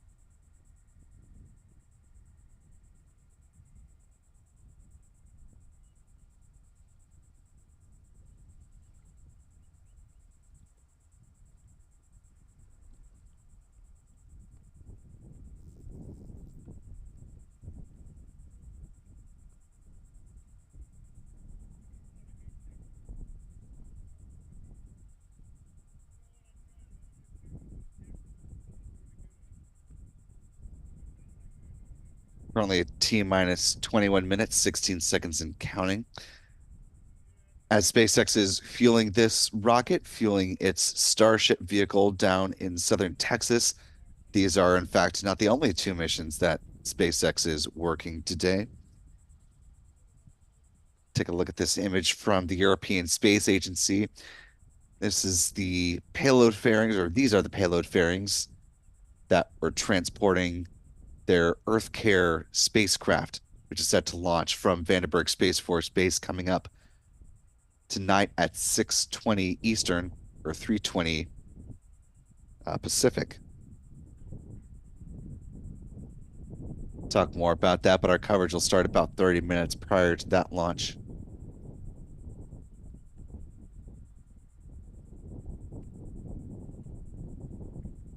So we're now coming up on the start of the big vent you see there on your screen. This view from our friend Chuck Briggs. Again, that big vent happening right on time, a good indication that fueling continues to move on track.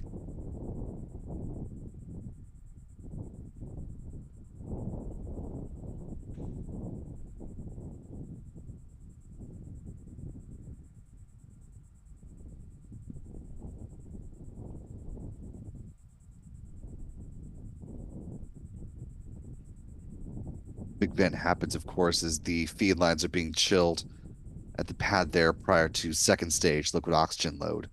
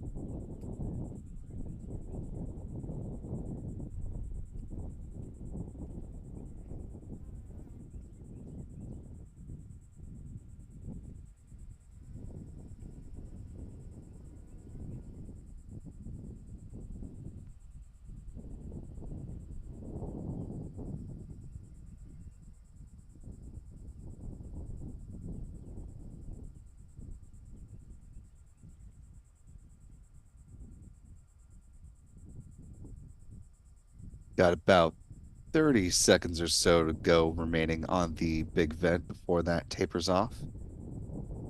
Second stage LOX load will begin at T minus 16 minutes.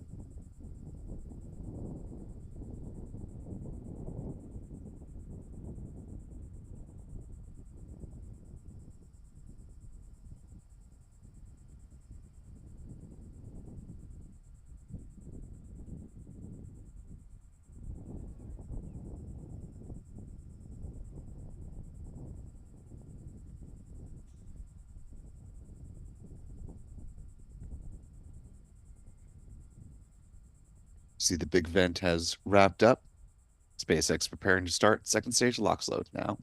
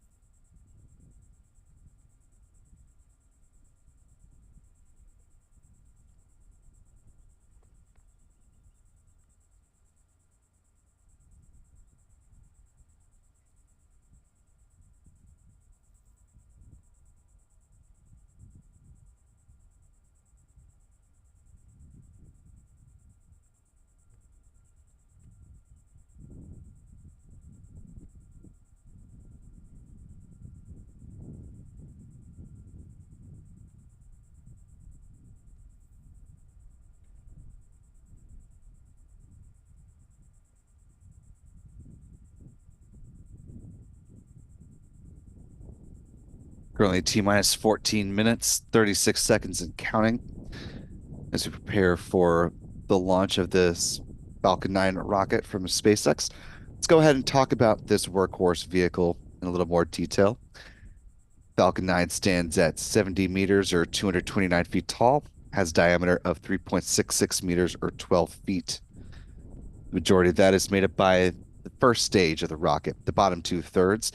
Today's booster has flown 9 times before, going for its 10th time today, tail number 1078 in the SpaceX fleet. At the base of the first stage are 9 Merlin 1D engines, which burn rocket-grade kerosene and liquid oxygen, producing 1.7 million pounds of thrust. Around the engine compartment are black carbon fiber landing legs, which will be used to land the first stage on the drone ship, a short fall of gravitas. Above the first stage is the inner stage. This is a composite structure which consists of an aluminum honeycomb core that's surrounded by carbon fiber. See that image on the right-hand side of your screen? The two protrusions at the bottom are the hypersonic grid fins. These are deployable titanium winglets that provide stability and steering for the Falcon 9 as it comes back through the atmosphere, tail first like a big old dart heading towards the drone ship. At the top of the inner stage are 3 mechanical latches that attach to the Falcon 9's second stage. At first stage, main engine cutoff, high pressure helium is used to release those latches, and 4 pneumatic pushers ensure clean separation. The second stage engine nozzle is also housed safely inside the inner stage adapter until stage separation.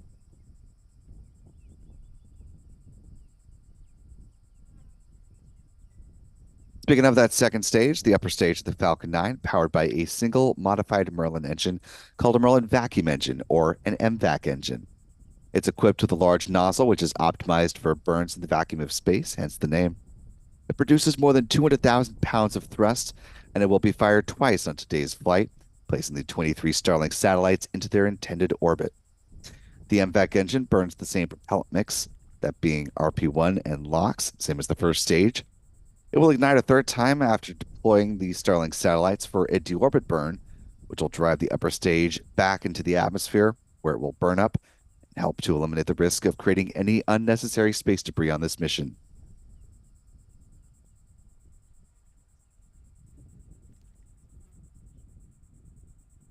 At the top of the rocket are the payload fairing halves, which encapsulate the 23 Starlink satellites. These fairings are made up of a carbon composite material. They're 13.1 meters or 43 feet tall and 5.2 meters or 17.1 feet in diameter. The two halves will be recovered a little further downrange from where they depart the Falcon 9 upper stage. They gently splash down under parachutes, and like the first stage, they will be brought back to Port Canaveral, where they will be refurbished and turned around for future missions.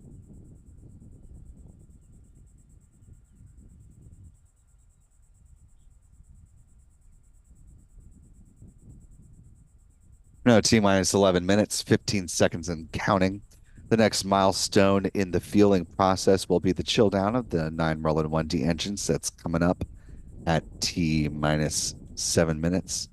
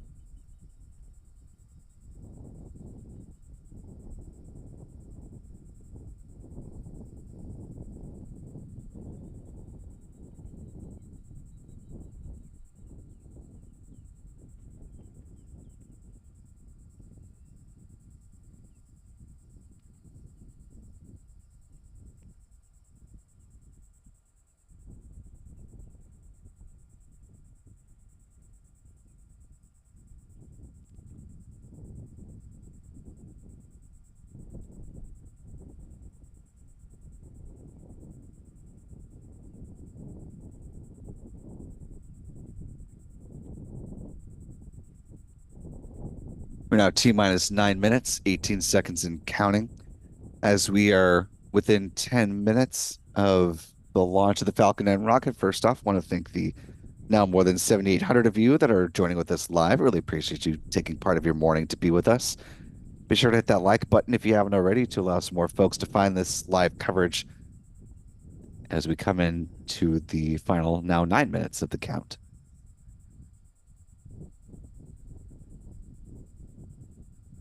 And before we hit the liftoff of the Falcon 9 rocket, let's go ahead and talk about the launch timeline. We mentioned the fueling timeline. These are the events that we're anticipating on a nominal flight once the Falcon 9 rocket does, in fact, lift off the pad. Of course, things start with a T0 liftoff coming up at 10:24 a.m. Eastern, 14:24 UTC. About a minute and 11 seconds in, the Falcon 9 will begin to pass through max Q, or the point of greatest aerodynamic pressure on the vehicle. That'll be followed by a few different events in fairly rapid succession. First, at T plus 2 minutes and 25 seconds, will be first stage main engine cutoff, followed by stage separation 4 seconds later. 6 seconds after that will be the ignition of the Merlin vacuum engine. And then at T plus 2 minutes, 57 seconds, the payload fairings will jettison, again, floating down to the Atlantic Ocean under the support of a couple of parachutes. Moving on to T plus 6 minutes and 1 second will be the start of the first stage entry burn, beginning to slow down the vehicle as it makes its way toward the drone ship. That burn lasting 26 seconds in total. Given the brightness of the day, it's unlikely that we'll be able to see the entry burn with our ground cameras, so we'll be relying on the SpaceX onboard cameras for that. And at T plus 7 minutes and 52 seconds will be the start of the landing burn, setting up for the booster 1076 to touch down on the drone ship a short fall of gravitas at about T plus 8 minutes and 15 seconds. The Merlin vacuum engine on the second stage will cease firing at about T plus 8 minutes and 39 seconds, setting up the upper stage to go into a parking orbit where it will coast until T plus 53 minutes and 58 seconds, when there will be a brief 1 second burn, setting up for the Starlink satellites to be deployed at T plus 1 hour, 5 minutes, and 5 seconds.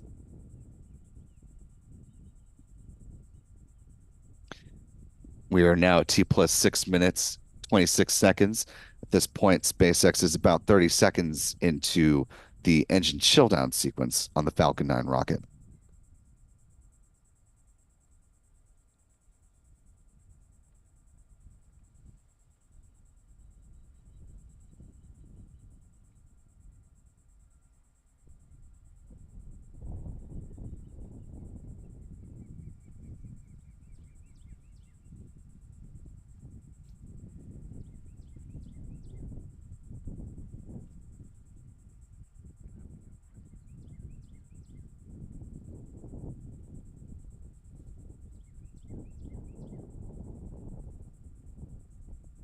Before we start getting views of the pad as the strong back retract sequence is about now a minute away, let's talk quickly about the booster history. Fairly young for the SpaceX fleet, only got nine, I say only. It has 9 flights currently on its life, going for number 10 today. It started back with a crewed mission, this being the launch of the Crew 6 quartet, lifting off on March 2nd, 2023. That was followed up by launch of a pair of O3B mPOWER reinforced satellites on April 28th of last year. Then a series of Starlink missions followed that, Starlink 6-4 on June 4th, 6-8 on August 7th, 6-16 on September 16th. And that call out, they're preparing for that strong back retract. Starlink 6-31 on December 3rd. Fast forward to Valentine's Day of this year, national security mission, USSF 124. And that brings us up to a couple more Starlinks, 6-46 on the 25th of March, and most recently 6-53 on April 23rd. And with that, we are getting some mission audio now from SpaceX and some pad views as well, as we're about to see the strong back retract sequence begin.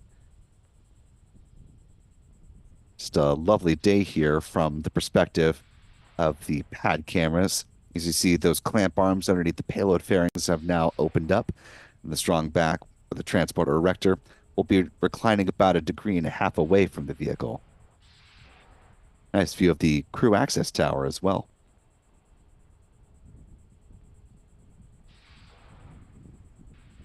As a point of note, you can see a little bit of discrepancy between our countdown clock and the time you see there at the bottom of your screen. Our clock is in real time, the SpaceX clock coming in on a slight delay. So you'll see some events from the SpaceX feed coming in a little bit after they happen in real time. We'll be making our call outs, though, as they happen in real time.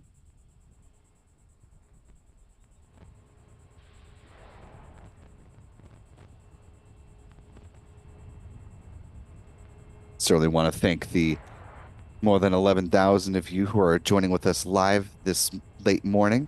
If you haven't already, be sure to hit the like button to allow some more folks to find their way into this live coverage, as we are now just 2 minutes and 51 seconds away from the launch of the Starlink 6-60 mission from Cape Canaveral Space Force Station. Stage 1, lock load complete. Hear that call from SpaceX. Liquid oxygen tank on the first stage now full. Last remaining fueling item here is to finish topping off the LOX tank on the Falcon 9 second stage. We're about 30 seconds away from that point.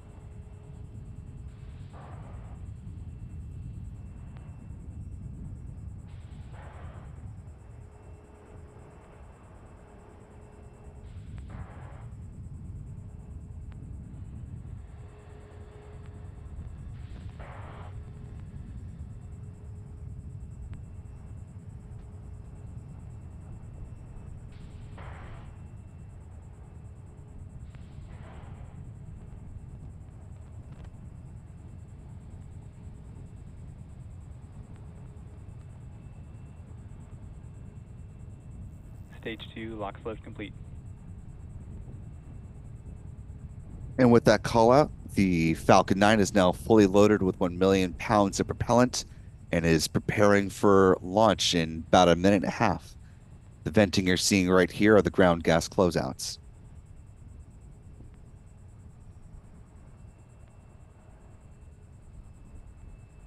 And want to thank Lord Gas closeout.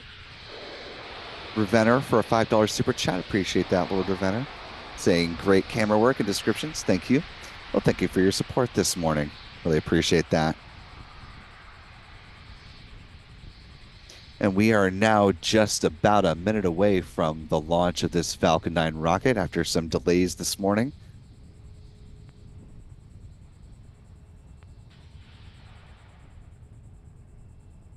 Falcon 9 is in startup.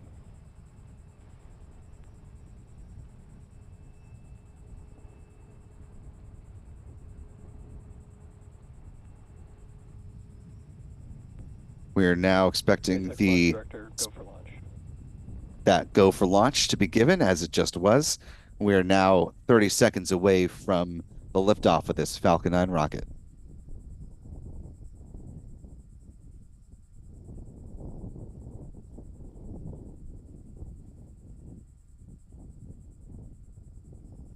"15 seconds.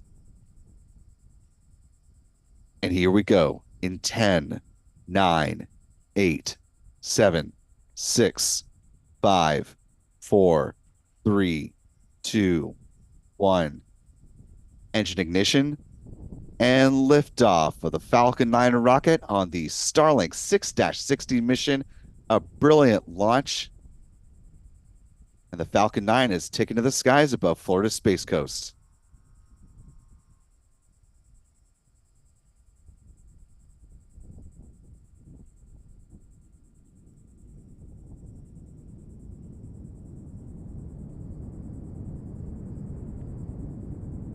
Now 30 seconds into flight.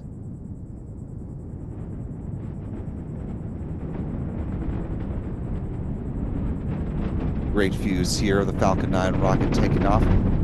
This from our friend Chuck Briggs.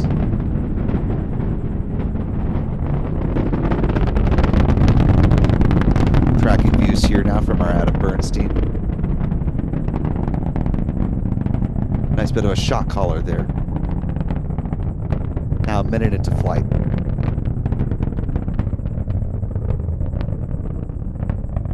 Falcon 9 now traveling faster than the speed of sound as it approaches max Q, with the point of greatest aerodynamic pressure on the vehicle.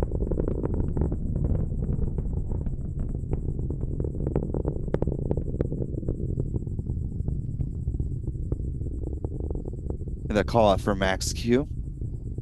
We're now coming up on a few different events in fairly rapid succession.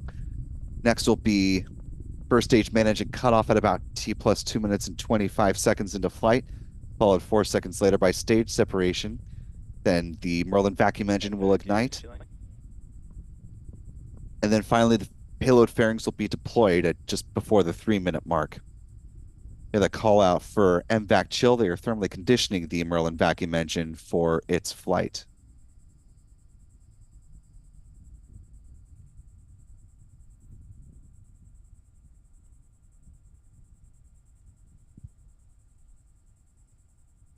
These views from Pete Carson's with Max Q Productions.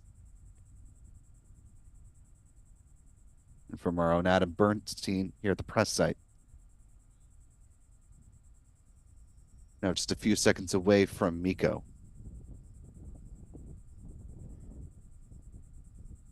And there you see main engine cutoff. Stage separation. Miko. And second stage engine start. Confirmed. MVAC ignition. Some great onboard camera views from SpaceX.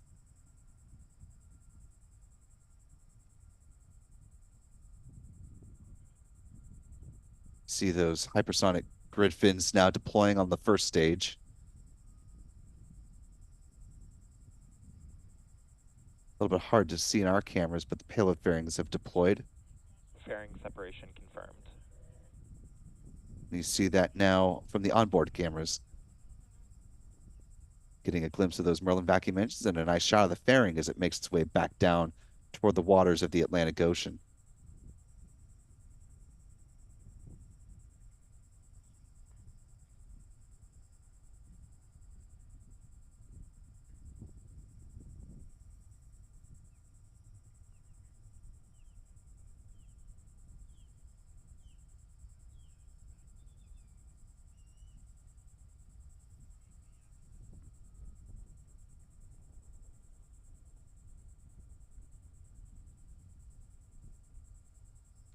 Now coming up on 4 minutes into flight.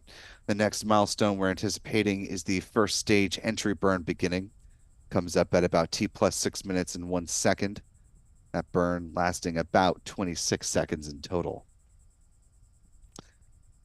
Because the time of day and the brightness, it's a little hard to keep our eyes on the Falcon 9 second stage at this point in the flight. Just blends in too perfectly with the blue sky. So we're turning to the Falcon 9 onboard cameras.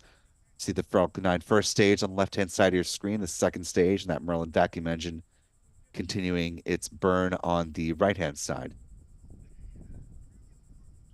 Those puffs you're seeing from the Falcon 9 first stage and between those grid fins, those are the cold gas thrusters. They help adjust the attitude of the vehicle or the orientation of it as it begins to make its way down towards the drone ship, a short fall of gravitas. You see there at the altitude monitor, it has reached its apogee and is starting to make its way back down towards the drone ship. Here a view from the inner stage of the Falcon 9 rocket, looking back up towards space.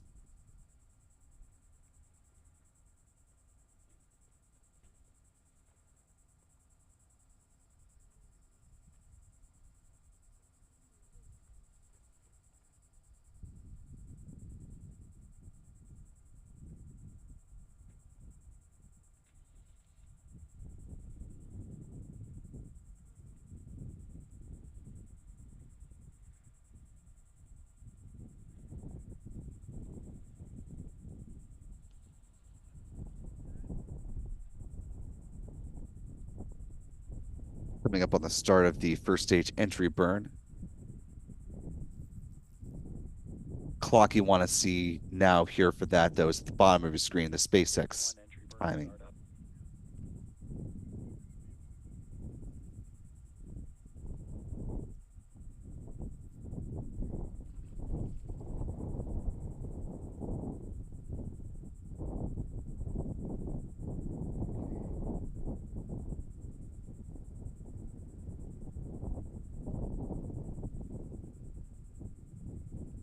Stage 1 entry burn shutdown. Stage 1 FTS has safed. The conclusion of that entry burn, want to go ahead and bring you parallel views of two SpaceX operations, or FTS has safed. really kind of three SpaceX operations in swing right now. You've got stage 1 making its way down toward the drone ship, stage 2 continuing on its initial burn, and you can see the frost lines continue to creep up the super heavy booster there as tanking continues on this wet dress rehearsal fueling test for the Starship rocket. Again, this is in anticipation of a launch no earlier than June 5th from down in southern Texas. Now T+7 minutes, 28 seconds in real time. I call out that first stage is now transonic, traveling below the speed of sound as the booster makes its way down towards the drone ship, waiting for it in the Atlantic Ocean. That landing burn set to begin in just a little over 10 seconds.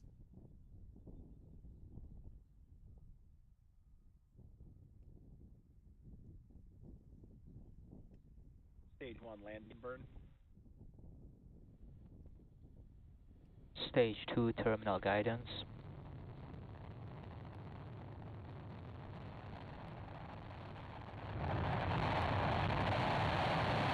Stage 1 landing leg deployed.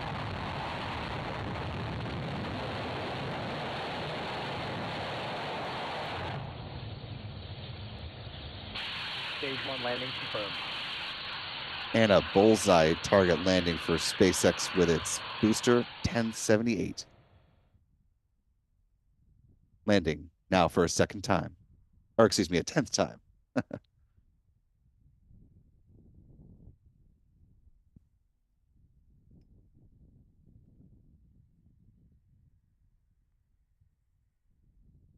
Seco.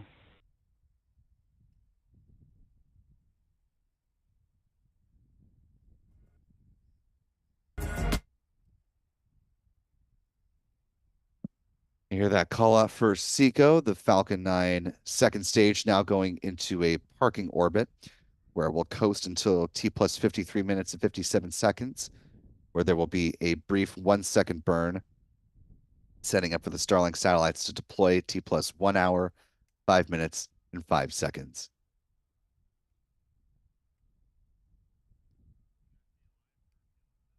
And that'll go ahead and just about do it for today as we see an empty pad there. The transporter erector will start to be brought up to a vertical position, part of SpaceX's process of turning around the pad as quickly as possible for future flights.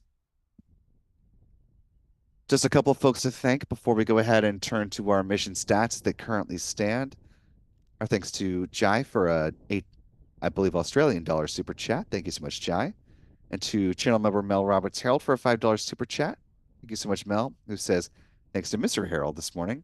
I was finally able to watch the launch and listen this one on the TV screen instead of my phone, which is excellent.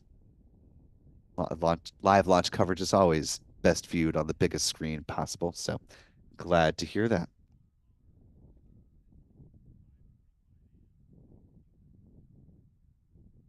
Taking a look at our mission stats that currently stand now, we've got a good liftoff and touchdown of the Falcon 9 first stage booster, 1078 for, as you see there, the 10th time. This was the 340th Falcon 9 launch to date. Their 55th Falcon flight of 2024. This was SpaceX's 283rd Falcon booster reflight, or the launch of a booster that has flown at least once. This is SpaceX's 56th launch of 2024, including the third integrated flight test of Starship. This was SpaceX's 116th orbital launch in the last 365 days, the 188th from Pad 40, and the 243rd overall orbital launch from this pad to date.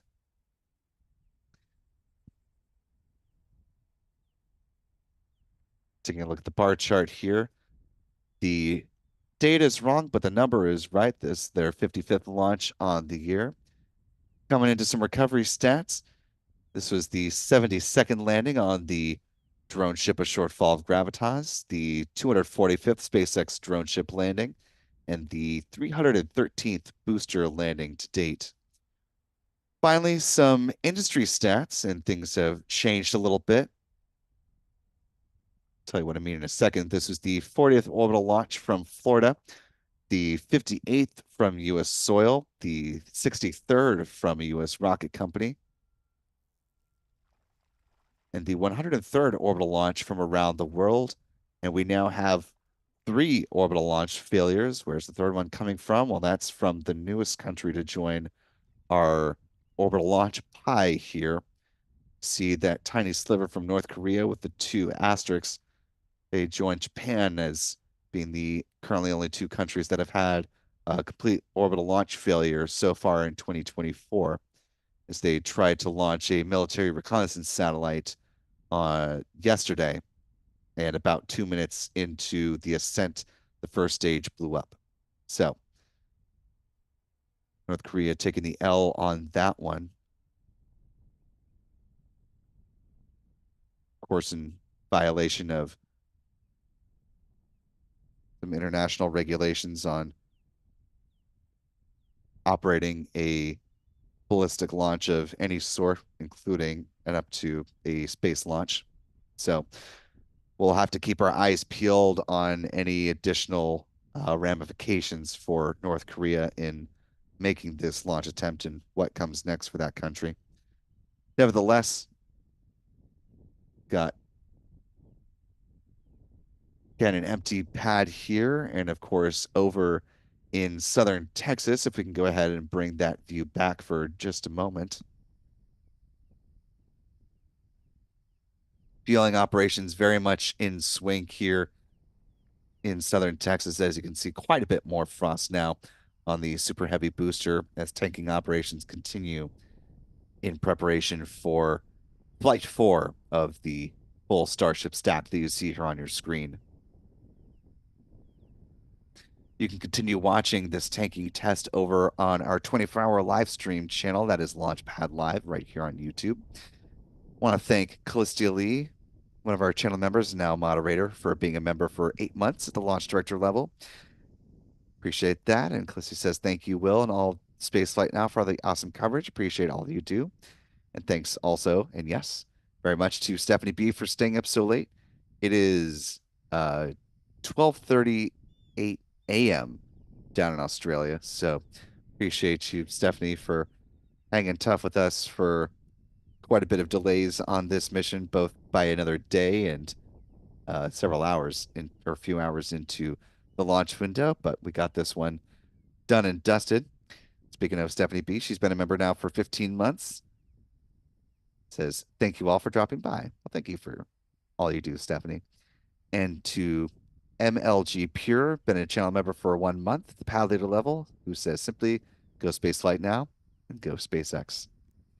Speaking of SpaceX, beyond the tanking operation that you see here on Starship, they are also preparing to launch the Earth Care, Earth Observation, and Climate Monitoring satellite. That launch heading up at 3:20 p.m. Pacific, 6:20 p.m. Eastern, 22:20 UTC. So be sure to join us back here if you can for our live coverage on that mission. And we'll have much more to talk about when it comes to Earth Care when that comes up. But if you want to get your fill and be well read on that in the interim, you can go ahead and head over to our website right now, spaceflightnow.com, and go ahead and read up on Earth Care. We'll see you back here about 30 minutes before liftoff of that mission.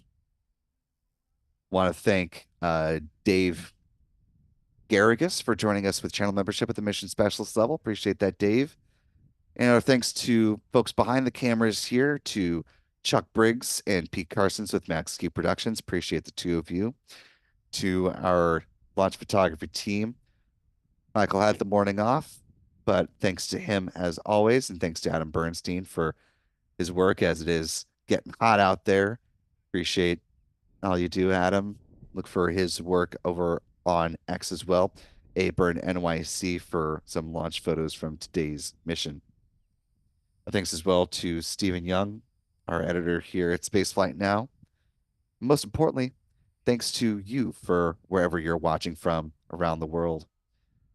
Again, you can continue watching these live views of the wet dress rehearsal thanks to our friends at Lab Padre. And as always, your channel membership and super chats are very much appreciative and help go towards our on-the-ground reporting, which we'll be doing from Southern Texas as SpaceX gets ready to launch the Starship again no earlier than June 5th, pending regulatory approval. So for all of us here at Spaceflight Now, I'm Will Robinson Smith. Be good to yourselves, be good to others. Again, we'll have our live coverage about 30 minutes before EarthCare lifts off from Vandenberg Space Force Base. That's coming up tonight. Check the launch schedule on our website for any updates that come to that and for other orbital launches from around the world. And folks, we will see you next time. Bye-bye.